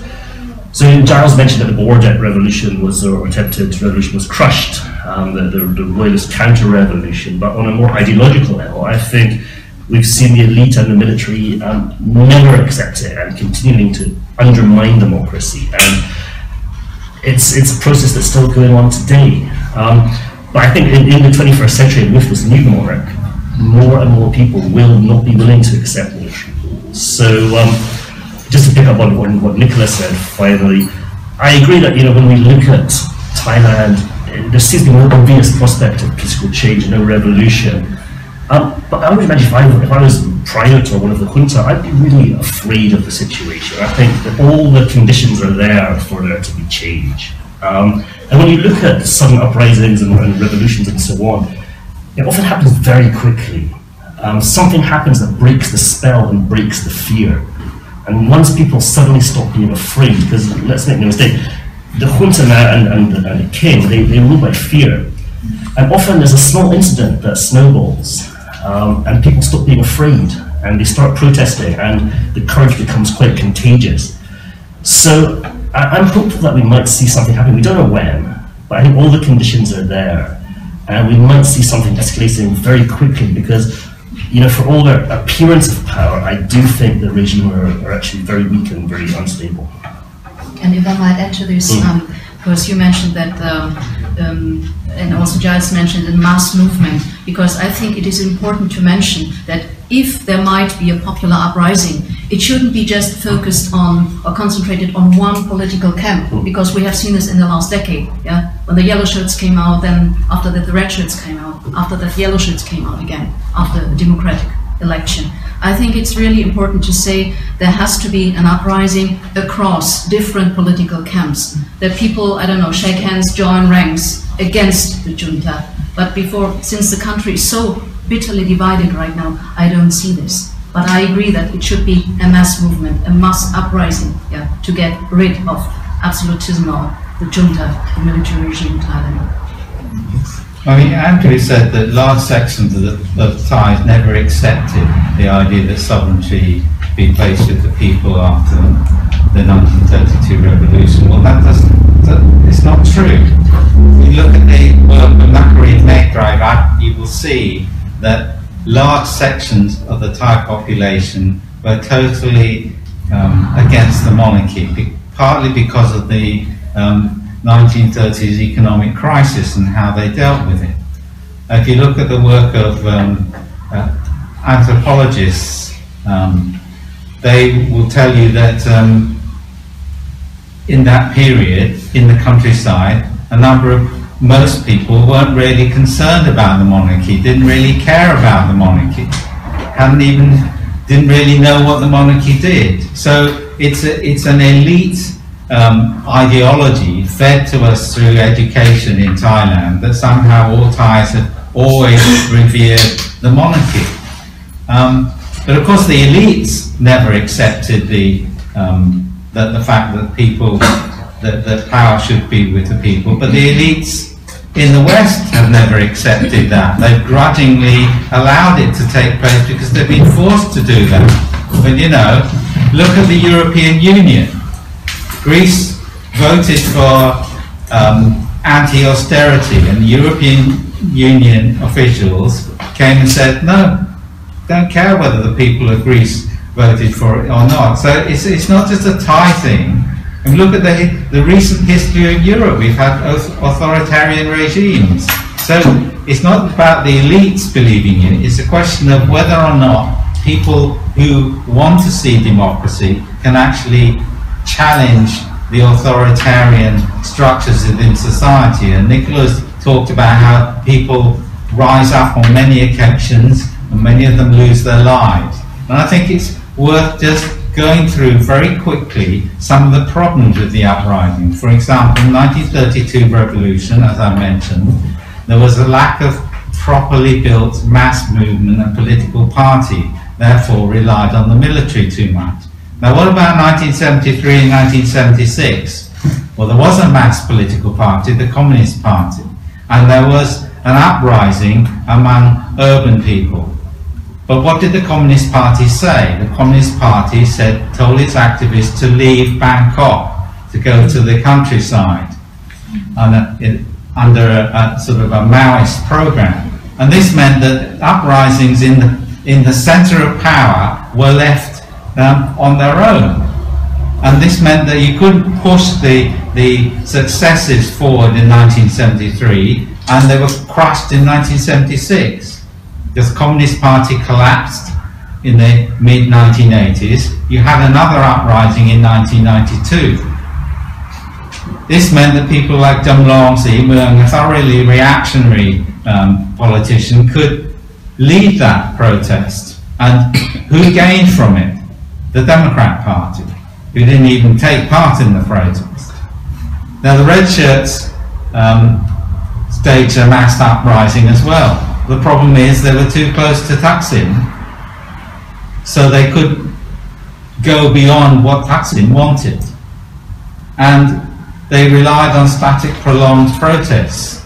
A lot of successful protests throughout the world against military regimes have also included strikes. Look at Egypt, although in the end it wasn't successful, but it brought down Mubarak.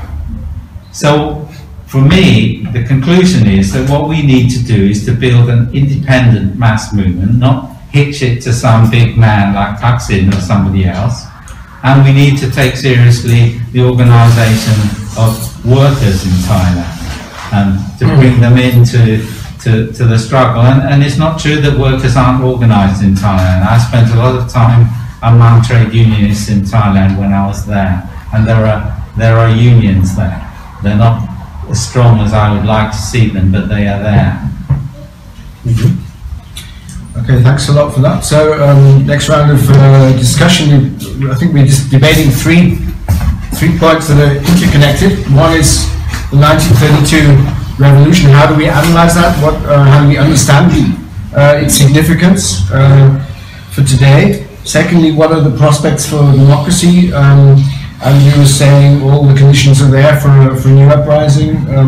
Nicola argues that Thailand is too divided for that kind of uprising to happen in the coming months or years. You didn't actually say that, but so soon. And Jai gave a kind of analysis of the different uprisings that we had from 1932 onwards and the political problems that we saw with the strategies involved in these uprisings. Which leads to the third point that we, so the first point is 1932, the second point is the prospects for democratic uprisings or change in Thailand, and the third is then the question of more detailed discussion of the strategy. So Jai is saying, he's basically criticizing, I think, the the political strategy of the red shirt movement. He says it was put into deep freeze, and it's problematic to be too close to Thaksin. So that's a third area of debate about the actual strategy and tactics of building a mass movement in Thailand. Your thoughts on that, please? Yes. I have some observation. I think even though the conditions are there, the conflicts, but why didn't it happen? I think because people still have hope for change in Thailand, and from my observation, I think is that a lot of people still believe in electoral politics. So if they still think that there will be election next year or 2 years from now, it's sort of like, that's why when you say, we'll give you election, and then people hope that would bring change. Now, let's say that 5 years from now there is no election. I'm sure that we probably have another new analysis, right? So hope play into Thai politics also. I think Thai people still have hope that when the election comes, that's the time. I will tell you, right? So now that's point number one. I think just stop there. What the young think, and we say you have the hopes. I think it's a bit hard to say that with all the mass movement, uprising or whatever, it's a bit hard to see the goal at the end. I mean, I was born in 1991, so yeah, what can be the end goal of this? Because I've seen uprising too, but in the end, it just go on and we have another one. So yeah, what can we set as an end goal that we want this uprising to head to? I think that's my point. If people even say for democracy, so what's the problem? The thing is, we can all say that it's for democracy, but it's so abstract. I mean, everyone, even people who support the army right now, would say this is for greater democracy. But democracy is so abstract, and I think you cannot just go by the headline, yeah, we are for democracy. That would have actually been my question for the panel as well, and for those who might be more knowledgeable on the 1932 revolution, whether it was a revolution it was a revolution for democracy, yes, but was it for the values of democracy that you could find in a university where people discuss democracy, or were there special interests, so to say, that were kind of driving the change? And if we talk about bourgeois revolution change, you get into a capitalist system, which wasn't the case in 1932 because the capitalist system was already introduced. That would have been my question too. What were they actually fighting for back then, and what were the other uprisings fighting for? Were they really fighting for the ideals or for ideals? Because often mass movements, they do have the ideals in the background, but they're also driven by certain pain points that are often, and that's why things can spread very quickly, based in certain incidents or pain points basically, that people feel, okay, now is the time to change something. Just to add, so what are we fighting for now? And so to overthrow the military, that's fine. But what's going to happen afterward? I think that's, I'm not very well versed in politics, and most of the time I'm really passive about it because, it's always the same thing every time. So just,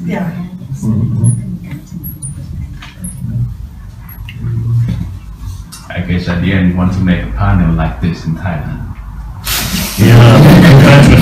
James here afterwards. That's what I call democracy.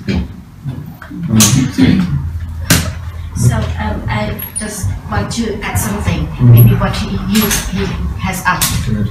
So I think Thai people or the red shirt people, they still have hope, I think, after the election that they can move freely, more freely, and to maybe to be able to assemble themselves and to make protest again. I think that's the point of what they hope for. And I don't think that they believe that the election will bring something positively in terms of good democracy. No?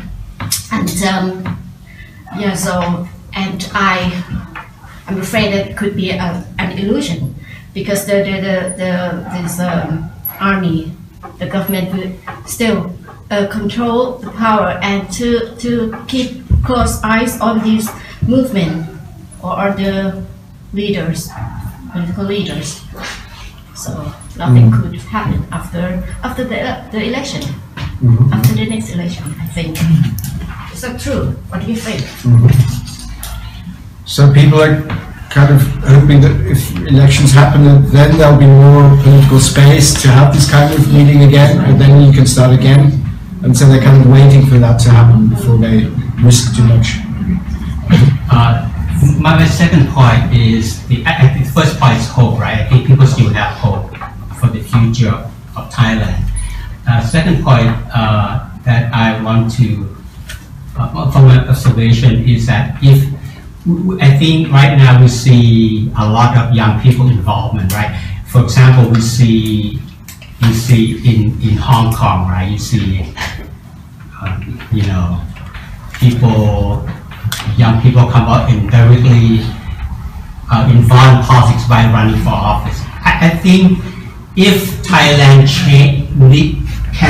if Thailand wants to change, I think the young not only think just protest and come out and into economic, they have to really embed themselves in the electoral politics, run for office, whether at the local level or national level, or if they have a means, they can form a new party, alternative parties.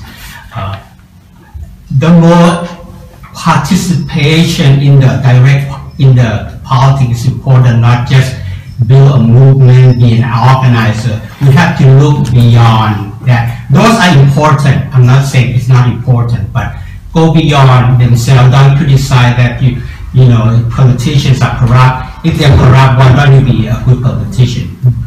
Directly involved in there. Even that would be a good thing, I think. Okay. Can I just a little bit, not really a question, but I just talked to a friend from Thailand about this very point.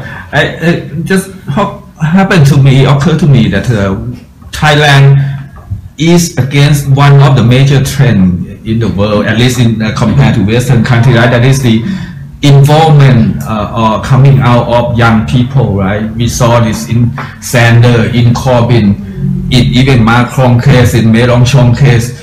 In all these cases of Hong Kong, if we include that, people 20, 30 or some even teenagers come out and it make a difference, even though they didn't put Sanders as a nominee, but it's come quite close, right? Even though, and it have a more than expected result for Corbyn and so on, even Macron or Mélenchon.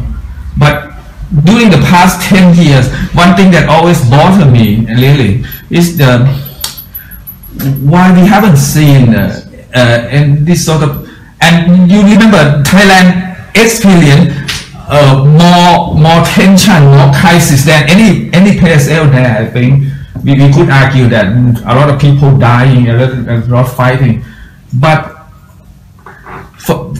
let's talk frankly. We saw some students come out, like people like even maybe with Jan New Rome. We all know this, but they are already minority.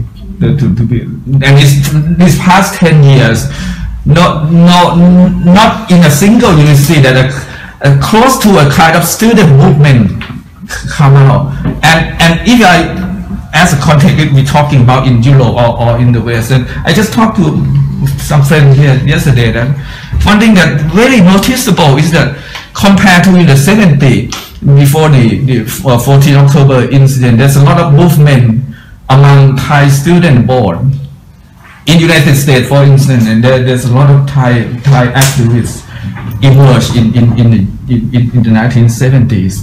And this past 10 years, there are a lot that they feel, I know that late church movement in US and in Europe too, and US, but almost total silent on among Thai students. Why? How would we explain this sort of phenomenon? And it's so striking, and it's something that I always feel strange. So, I wonder why you are surprised. Sorry? I wonder why you are surprised, thinking of the education system in Thailand. That's a big issue. On the other hand, The socialization system in Thailand. also you've What got do you expect? many hundreds of thousands of Facebook followers, right? Most of them are young people. They're debating and interacting. I think this is an amazing thing. I don't think we should underestimate it. There's never been a mass forum for young people to talk like there is on your Facebook page and Facebook, the social media. No, I don't think that explains it. So I think this is a useful phenomenon. But can I? The cultural system, the socialist system in Thailand. Maybe you're going to the wrong point.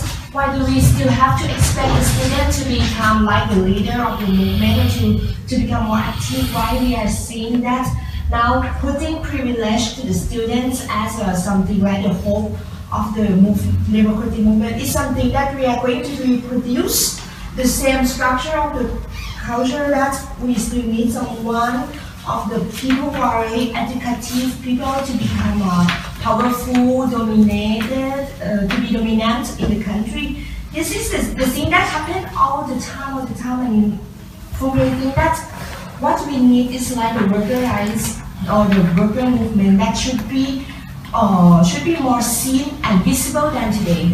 Today we are going to talk about who are the students, what are they doing.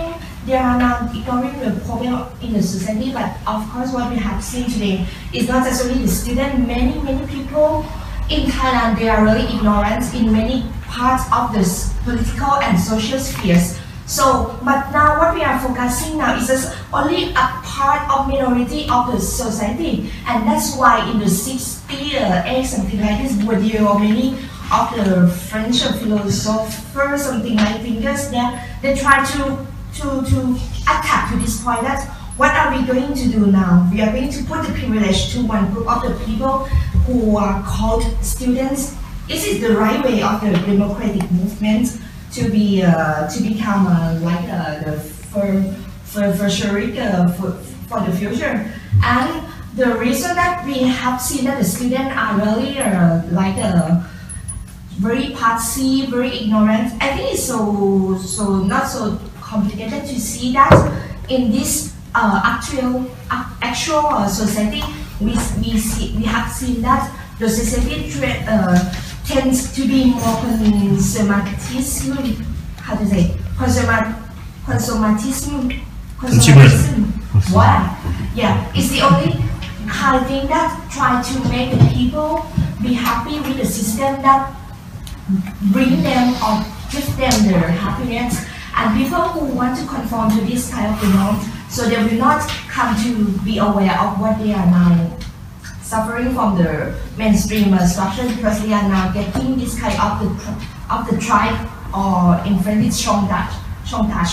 And that's why people are now becoming more and more silent, and that's why I'm not wondering that many of the students of this young age, they are now very inactive comparing to the people in that era, in the 60s or in the 70s, when we see that political, geopolitical reason or factor in that movement, it seems to be more and more tense.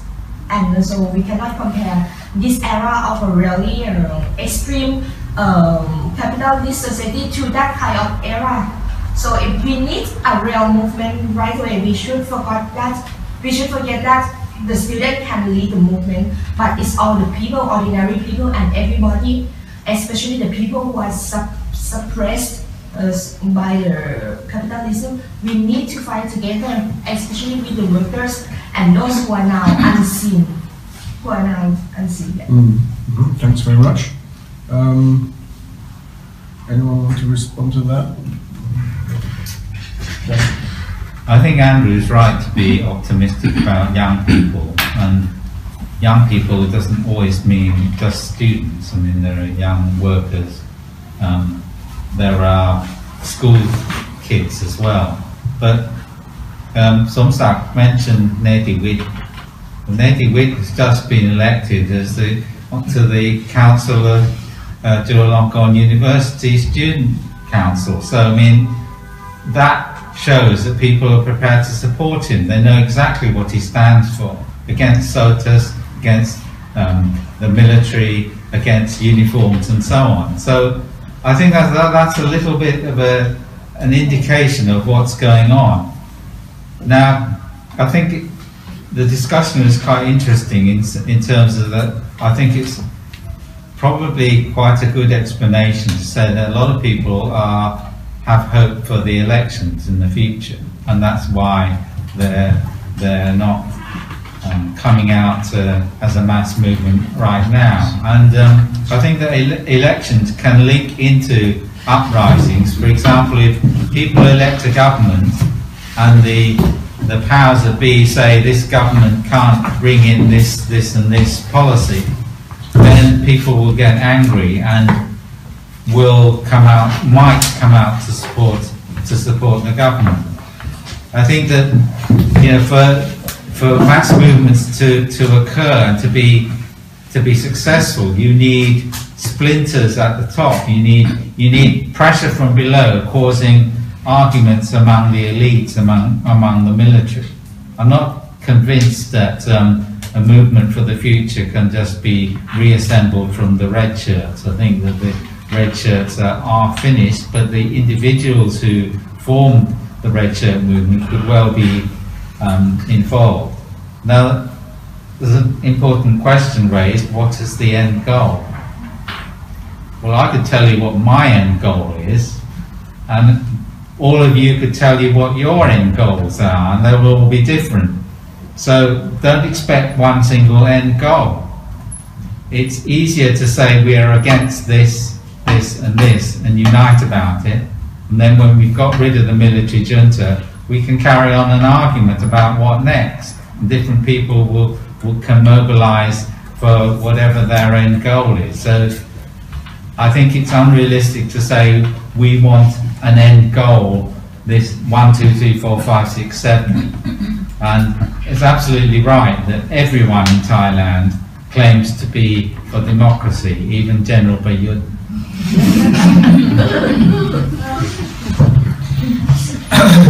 Great, very interesting debate. If I can just add a couple of things. You know, we'll talk about uprising, and just to elaborate on some of the earlier points, I think we may not see an uprising, but we're seeing a change happening at the level of attitudes, and that's why we're talking about the young people, about why I think, you know, social media and other things are important. And I think you're exactly right, and it's not just in Thailand, all over the world we see revolutions and uprisings, but they don't really change the underlying power structures, and even maybe more importantly, they don't change this underlying culture, or fake culture. So, you know, education isn't improved, people are still not allowed to debate openly, and so we keep on falling back into the same, you know, the same mistakes, the same situations. And so to me, that's why I think, you know, changing attitudes is really important. And I think in the 21st century, with, you know, mass media and social media and so on, I think revolutions and social change will increasingly happen on that level, and not so much, you know, students marching through the capital city or whatever as we had in the past. And if it means worrying and, you know, wondering how are we going to get Thailand more democratic, which can be quite depressing. But if you flip it around and put yourself in the shoes of the junta or the king or the elite, what's their way forward? What's their end game? I can't see it.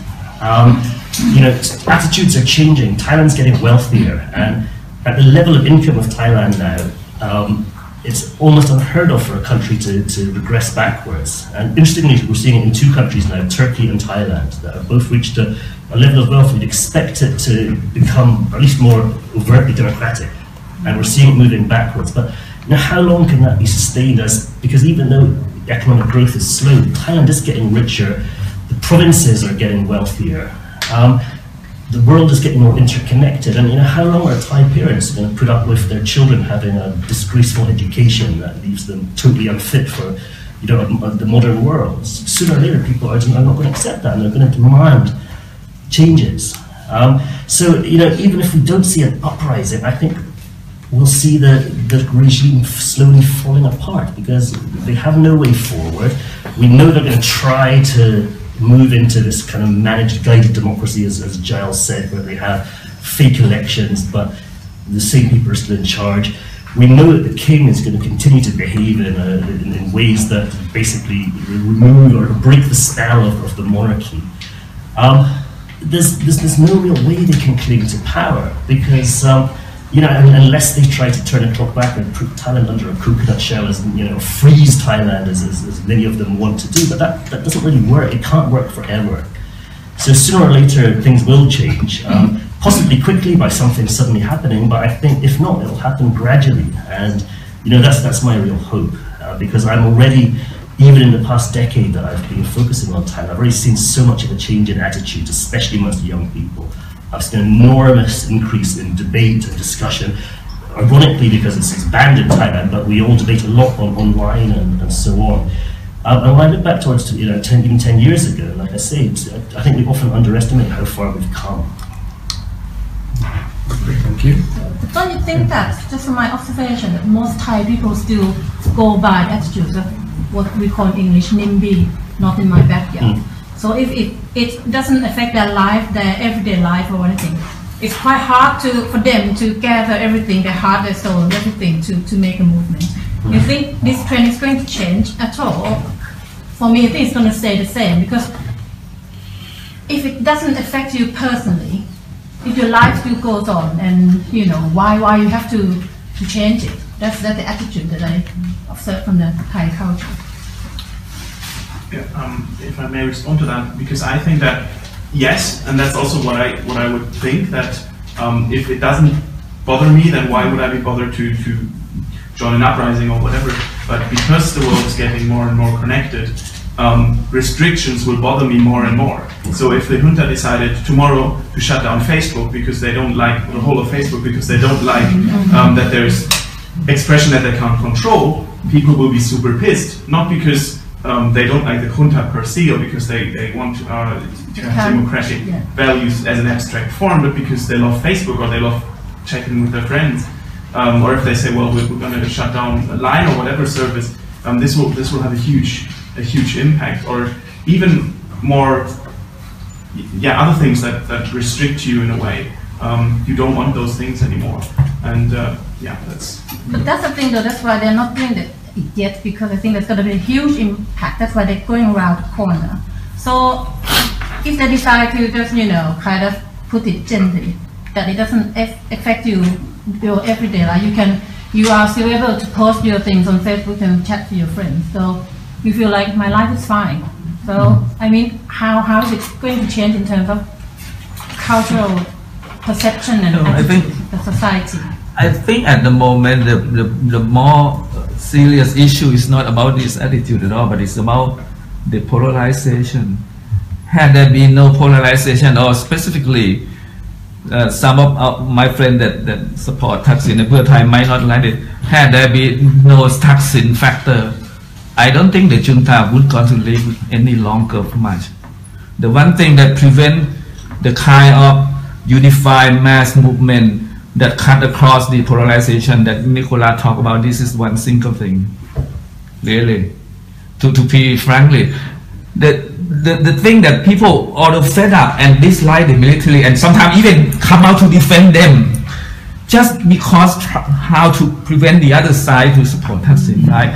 And if I came here, I talked, I think from the very first 2 months here that I've been here, not here, sorry, in Paris, that the one single issue, nowadays there are no one single person, single organization, single institution, not anything that both sides can agree on, even down to the very trivial issue of this this celebrity doing that, this thing. People argue all the time in polar position, and when it comes down to this issue of how to get rid of the junta, It's always come down to this. And this, sorry, we can talk about more about this in my afternoon session and invite everybody here. And it comes down to back to the issue of how to assess Bhumipol also. I think the other day, Kasian said, and he used this word, and he's very good at creating word. He used this word Bhumipol consensus. I only use a kind of consensus or hegemony of Bhumipol, but he nailed it. He used it Bhumipol consensus. The crisis that we witness over 10 years now, and it almost occurs every day, every single day for the past 10 years, almost not a single day that you can pass by the first page of the newspaper without referring something to the crisis. It's extraordinary how it happened. You put 364 plus 10 and you got this every crisis on the front page of virtually almost every day. I can dare you look at the newspaper almost every day. You have to have some sort of, sometimes it's big, like in La Pasong case, in this case, but sometimes it's just, but it has to be there. And you wonder how come it possible? And it comes down to this breakdown of Bhumipol consensus. And this, by the way, it shows how important to understand this Bhumipol hegemony or Bhumipol consensus. It's not about his power to order things. It's about the power to hold the society together. And the crisis, the whole crisis, if you come down, you have to nail it, is that this is the breakdown of Bhumipol consensus, the breakdown of the hegemony that Bhumipol created. And by the way, I cite two issues which is totally irrelevant. One is about the Law 7, about the Lama 7. At the time, nobody even have a dream about Bhumipol. Who Bhumipol? Nobody have even slightly idea Bhumipol would be a king, right? Not to speak of Solid Ira or this sort of thing. And second, if you read what I present, or even not me, Thongchai, you will see that we carefully suggest that the position that Bhumipol hegemony that created something very recently. It not happened in the 1950 even. With different idea of how to date it. Thongchai still date it to 1973. I actually date it to the year that a friend just said her birthday, 1991, 1992. This is how I date Bhumipol. But the important thing is to understand this thing that some say is abstract, and to understand that why the crisis is so important, because so far there's this breakdown of consensus and it polarized into two camps, right? And the core is that we don't have this thing that you have to be consensus about. Sure, we now have a winning somewhat because the other side start to speak about how bad Prayut were, right? But they still come down to it. They, deep in my mind, they know that if we overthrow Prayut or Khosrow, the next thing is Thaksin. And this is the problem. And this is also the problem that in the long term, the question of what the uprising want to achieve is also very important. It's not actually, it's not a short-term thing overthrow the military, because from my view, and this is what I'm trying to say for quite some time now, the problem of finding the new consensus, the new sense of community, the thing that would be replaced Bhumipol consensus. The Bhumipol consensus only lasted from 1991 to 2002, 10 years. No, not 2002, later than that. That's hardly... I would like to add something very briefly to Ajahn Somsak. I think, yes, to a certain extent, maybe we really have to wait either for a new generation of people, and also, on the other hand, for a new thinking. Because it's all about what you mentioned, what will happen after the military rule, the military regime is finished. It's very important in the case of Thailand to see, to wait for people accepting each other, accepting election results, accepting each other's, and also deferring opinion. When I was doing interviews with a lot of people back then, I said just when they were talking of the other side, when the red shirts were talking about the yellows were talking about the red shirts, they just, as if they were talking about the enemy, they're not the enemies, both poles of a society, yeah, with very differing opinions, of course, yeah. But you have to, in a certain way, you have to manage to live with each other, because we're all Thai people, yeah. So it's your task, yeah. You're thinking, how are you going to work together? How are you going to live together, yeah, in a country which belongs to all of you? So this would be my question. This is what I'm talking about, Bhumipol consensus. This is how, at least for about 20 years or even longer than that, how Thai define themselves. We all children of Bhumipol. I mean, with Bhumipol gone, I'm starting to think, is Thailand going to be so polarized going forward, especially the younger generation? The reasons for polarization have gone, really, because previously it was really defined about whether you were royalist or pro-Thaksin, but Thaksin's been off the scene, for years, and his power is waning. For young people, he's not this boogeyman figure that he used to be. Bhumipol's gone, nobody's going to really grow up loving the monarchy anymore. It's just going to get worse, and we're going to have more photos probably shared by me and getting, things like that. So it's going to get worse. And my sense of talking to younger Thais, especially, is that they're not particularly polarized anymore, because everybody wants, more freedom. And nowadays, I think most red shirts and yellow shirts can agree. They want the rule of law.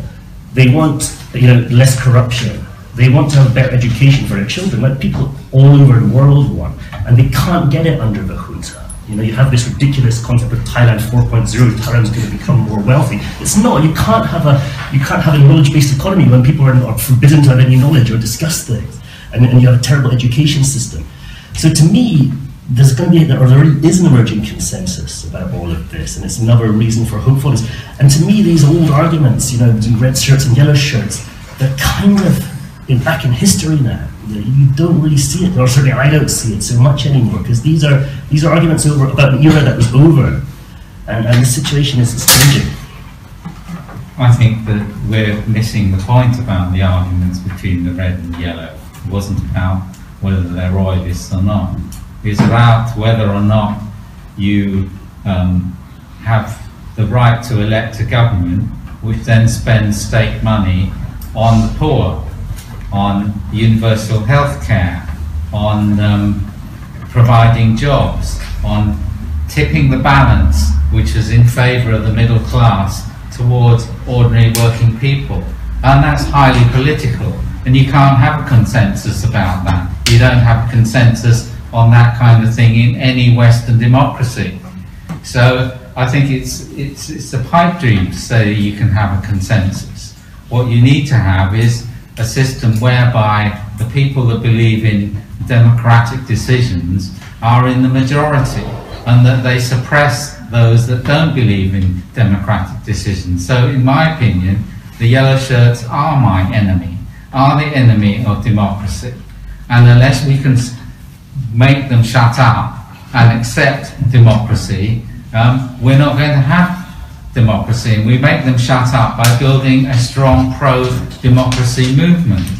Now, Somsak talks about the Bhumipol consensus. It didn't come out of nothing, and I'm sure he would accept that. It actually came out, in my opinion, from the collapse of the Communist Party, the defeat of the Communist Party. So we're seeing a particular right-wing consensus gaining ground around Bhumipol, coming out of the defeat of a progressive movement. So, we won't see a time when there'll be a consensus where everyone will live happily ever after and accept democracy. There will always be arguments and divisions within society. Okay. Yes, sir. May I tell you a story about my younger nephew versus. Okay, so he was 3 years old, and he was taught in his school, his kindergarten, to sing a song to praise the king. So we all Thai kids. So at this beginning of schooling, they are all already read also propaganda propagandized. And so that's why even if Bhumipol, the state, still his legend, his does everything was going on, and they're trying to keep this on going. And yeah. I collected my son from school, Satitula Patom 1, Patom 2. He was telling me about Maharaja. Yeah. But Sing song. he doesn't believe any of it. You're kidding. But others. I don't think people are like easily brainwashed. I mean, society is full of conflicting ideologies. People will choose which they believe. And especially now with technology, you know, it's much more difficult to keep people ignorant nowadays.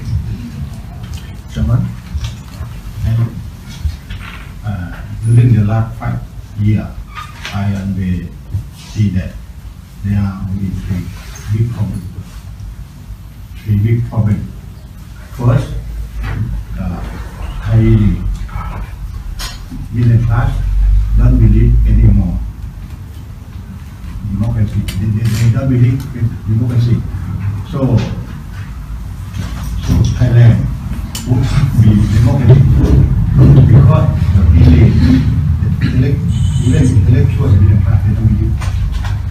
Second, national wide and deep contradiction, which no one knows the end. I always say during the last maybe 5 years, 6 years that the crisis, contradiction,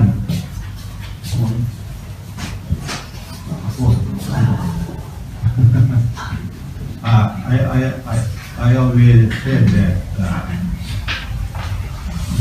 the national wide and deep contradiction which never happened in the history. Now, in more than 10 years, until now, no one knows the end. No one in Thailand, even we know the end. How to decline, how to end the crisis. No one knows. No one knows. And the third problem,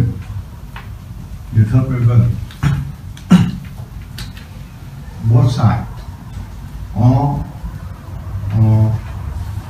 not only both sides, but I think many people until now they don't know which regime is suitable or bad for Thailand. They don't know. The yellow shirt, they don't like democracy, but they don't know which regime they want or they will fight for the regime. You know, legally, they don't believe in monarchy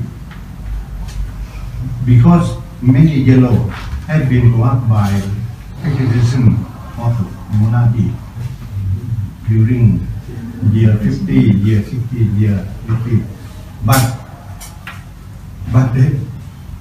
But until now, they use the monarchy just to fight with the red shirt, just to fight with the shirt. Because I can have some contact with the yellow leader. I know what they think, what they are talking. You know, I always tell the red shirt that when the yellow shirt meet and talk, discuss, they criticize, they condemn Rama 10 more than red shirt condemn Bhumipol. Yep. Almost all of them were like 10, but they don't know how to eliminate. Because if they join us, they are afraid that Thaksin will come back. Yeah. Thaksin will come back. Come back. Right. And really, they don't believe in Vietnam. democracy. They don't believe in better democracy. So I think this the principal problem, the first problem our elite, middle class don't believe anymore in democracy. Second, division, contradiction in Thailand still go on, and more deeply. Right now every issue in Thailand, like Lamjai Hai Thong Kham, the yellow shirt takes side Lamjai, the red shirt, the red shirt takes side Lamjai, the yellow shirt takes side Pani. Even Priyo. Yeah. So now every issue in Thailand is polarized. It's polarized, meaning that the crisis is still with us and deeper and more deeper. No. The solution,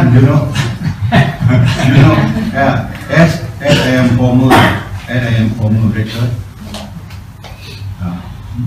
many lecturers always ask me during the last.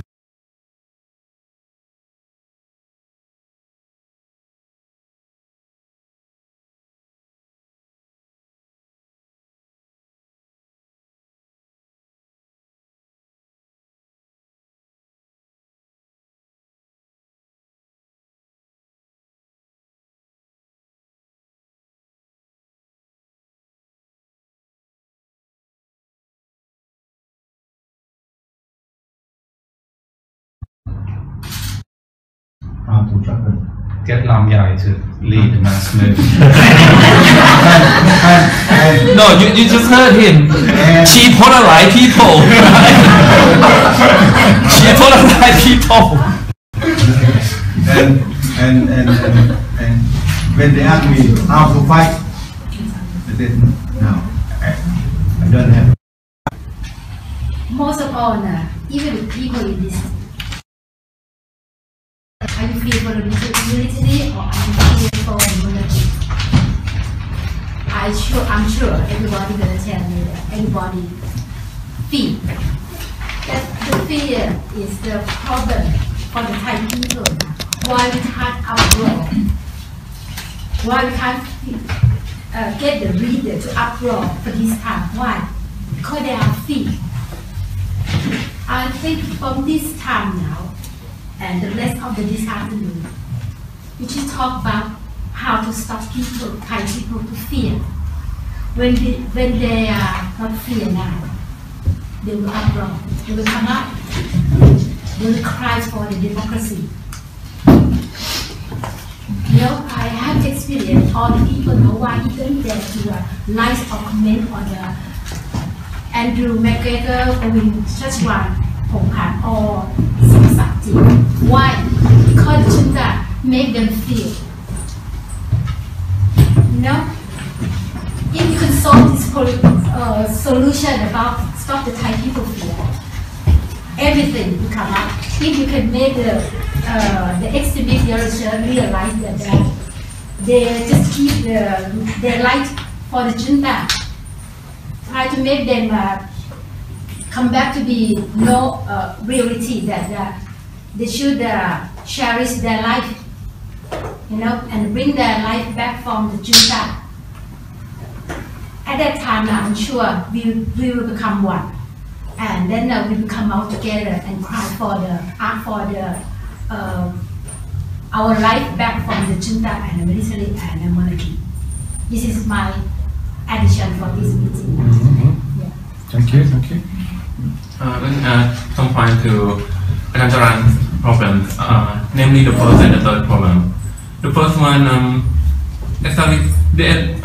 some people in Thailand, the elite and some middle class, they don't care about democracy anymore because, like the friend over there said, that they live happy now. It's not affect them, and it's already good for them, and it's already good to live in the illusion. And why do people have hope in next generation?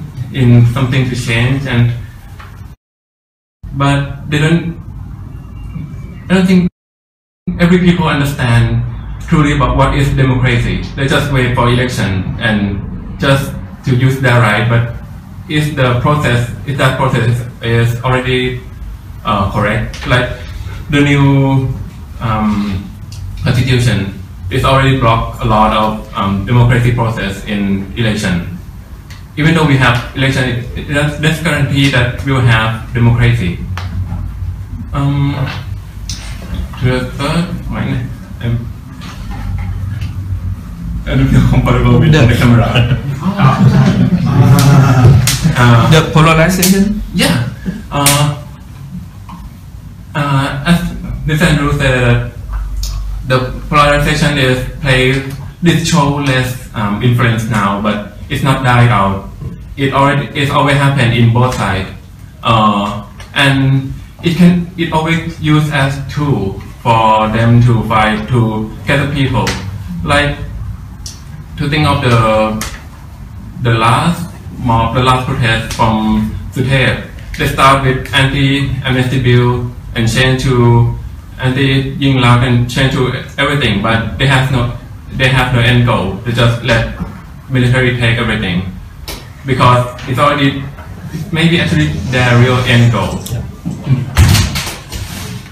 And to think of the movement pro-democracy movement, I think we should think more about the goals, and we shouldn't ignore the abstract power. Okay, thank you very much. I'm an optimist, so I see the point of Jajaran saying that the first one is that the elite and middle class they don't like democracy anymore, and I mean if they look at the way Prayut is running the country and the results, whether or not they'll learn from it. But as an optimist, I think that they can think for themselves that well this is the direction that you want the country to go, where you want Thailand 4.0 only on the slogan, but in actuality you cannot, produce it, or you would, don't have you would have single gateway where people won't come in and invest, things like that. I think that through time people will realize, they will learn. Okay. As to the point of conflict, I think it's maybe a new experience for the Thai people, but in any society, they have to learn to live among them. They have to learn. It's a growing pain. It's a growing pain that we have to go through this period. But I think there's still light at the end of the tunnel. Right. Our session is nearly over. I want to thank everyone for being so concentrated, and in a 3-hour session is quite a long time to concentrate on people speaking a foreign language. Does anyone want to add something to the debate before I let the panelists respond within 3 minutes each or so? Last words, closing words. You want to say something? Actually, it's just for the information that we have the food for you for the lunch. If someone are hungry now, so just wait a minute. But for the last word, I will give it to the others. Thank God. It's yes. Okay. Any last words? I think lunch clinched it, so I'll let you three. Who wants to go first? Yes. Keep the same. Again, thank you very much that all of you joined us today, and I can only repeat very briefly what I already mentioned. It's heartbreaking to see in which way Thailand has developed, and after the latest coup, and I really wish personally for me that I could go back, but it's not possible. And as long as this is not possible, I will try to the best of my ability to keep reporting on Thailand and Thai issues as a freelance journalist now based here in Germany. But one day I hope that all of us can return to a better Thailand. So yeah, I bring to freedom. Okay. I also just want to add, thank you all for coming, and just to pick up on something, because I'm also an optimist. Ajahn Jaran, you were saying everything's polarized, even the conversations about Lamyai are polarized. But to me, they're not as polarized as the vicious battles we saw 5 or 6 years ago. The people that disagree about Lamyai or Prao and these cases, they're usually debating. They're not generally saying your view is invalid and you know you shouldn't be allowed to express it. They're having a debate, and as Ajahn Jal said, debate is good. That's what we want. We're never going to get to a Thailand where we're not polarized in the sense that everybody agrees where to go forward. But the way, as Ajahn Jal also said, so I'm agreeing with him for once, you know, the way to go forward is to encourage debate, encourage discussion, encourage the rule of law. And getting back to your questions and some people's points about what are we fighting for? To me, that's what we're fighting for. We're not deciding the end game. We're trying to create the principles where Thailand becomes a better place. And one of the key ways to do that is by speaking freely and breaking the fear about the lèse-majesté law. And that's why events like this are so important.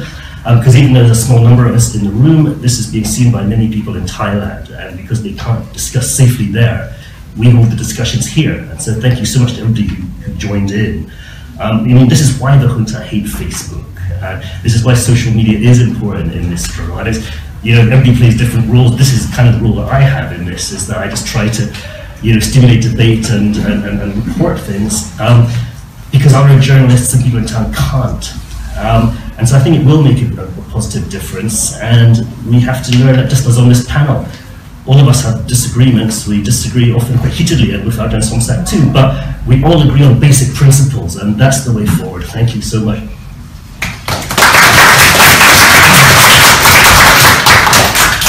I've been impressed by the participation from the audience in this meeting, which doesn't always occur in other meetings I've been to, so that's really good.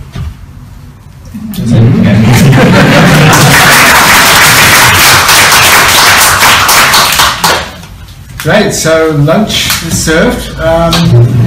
We're 30 seconds.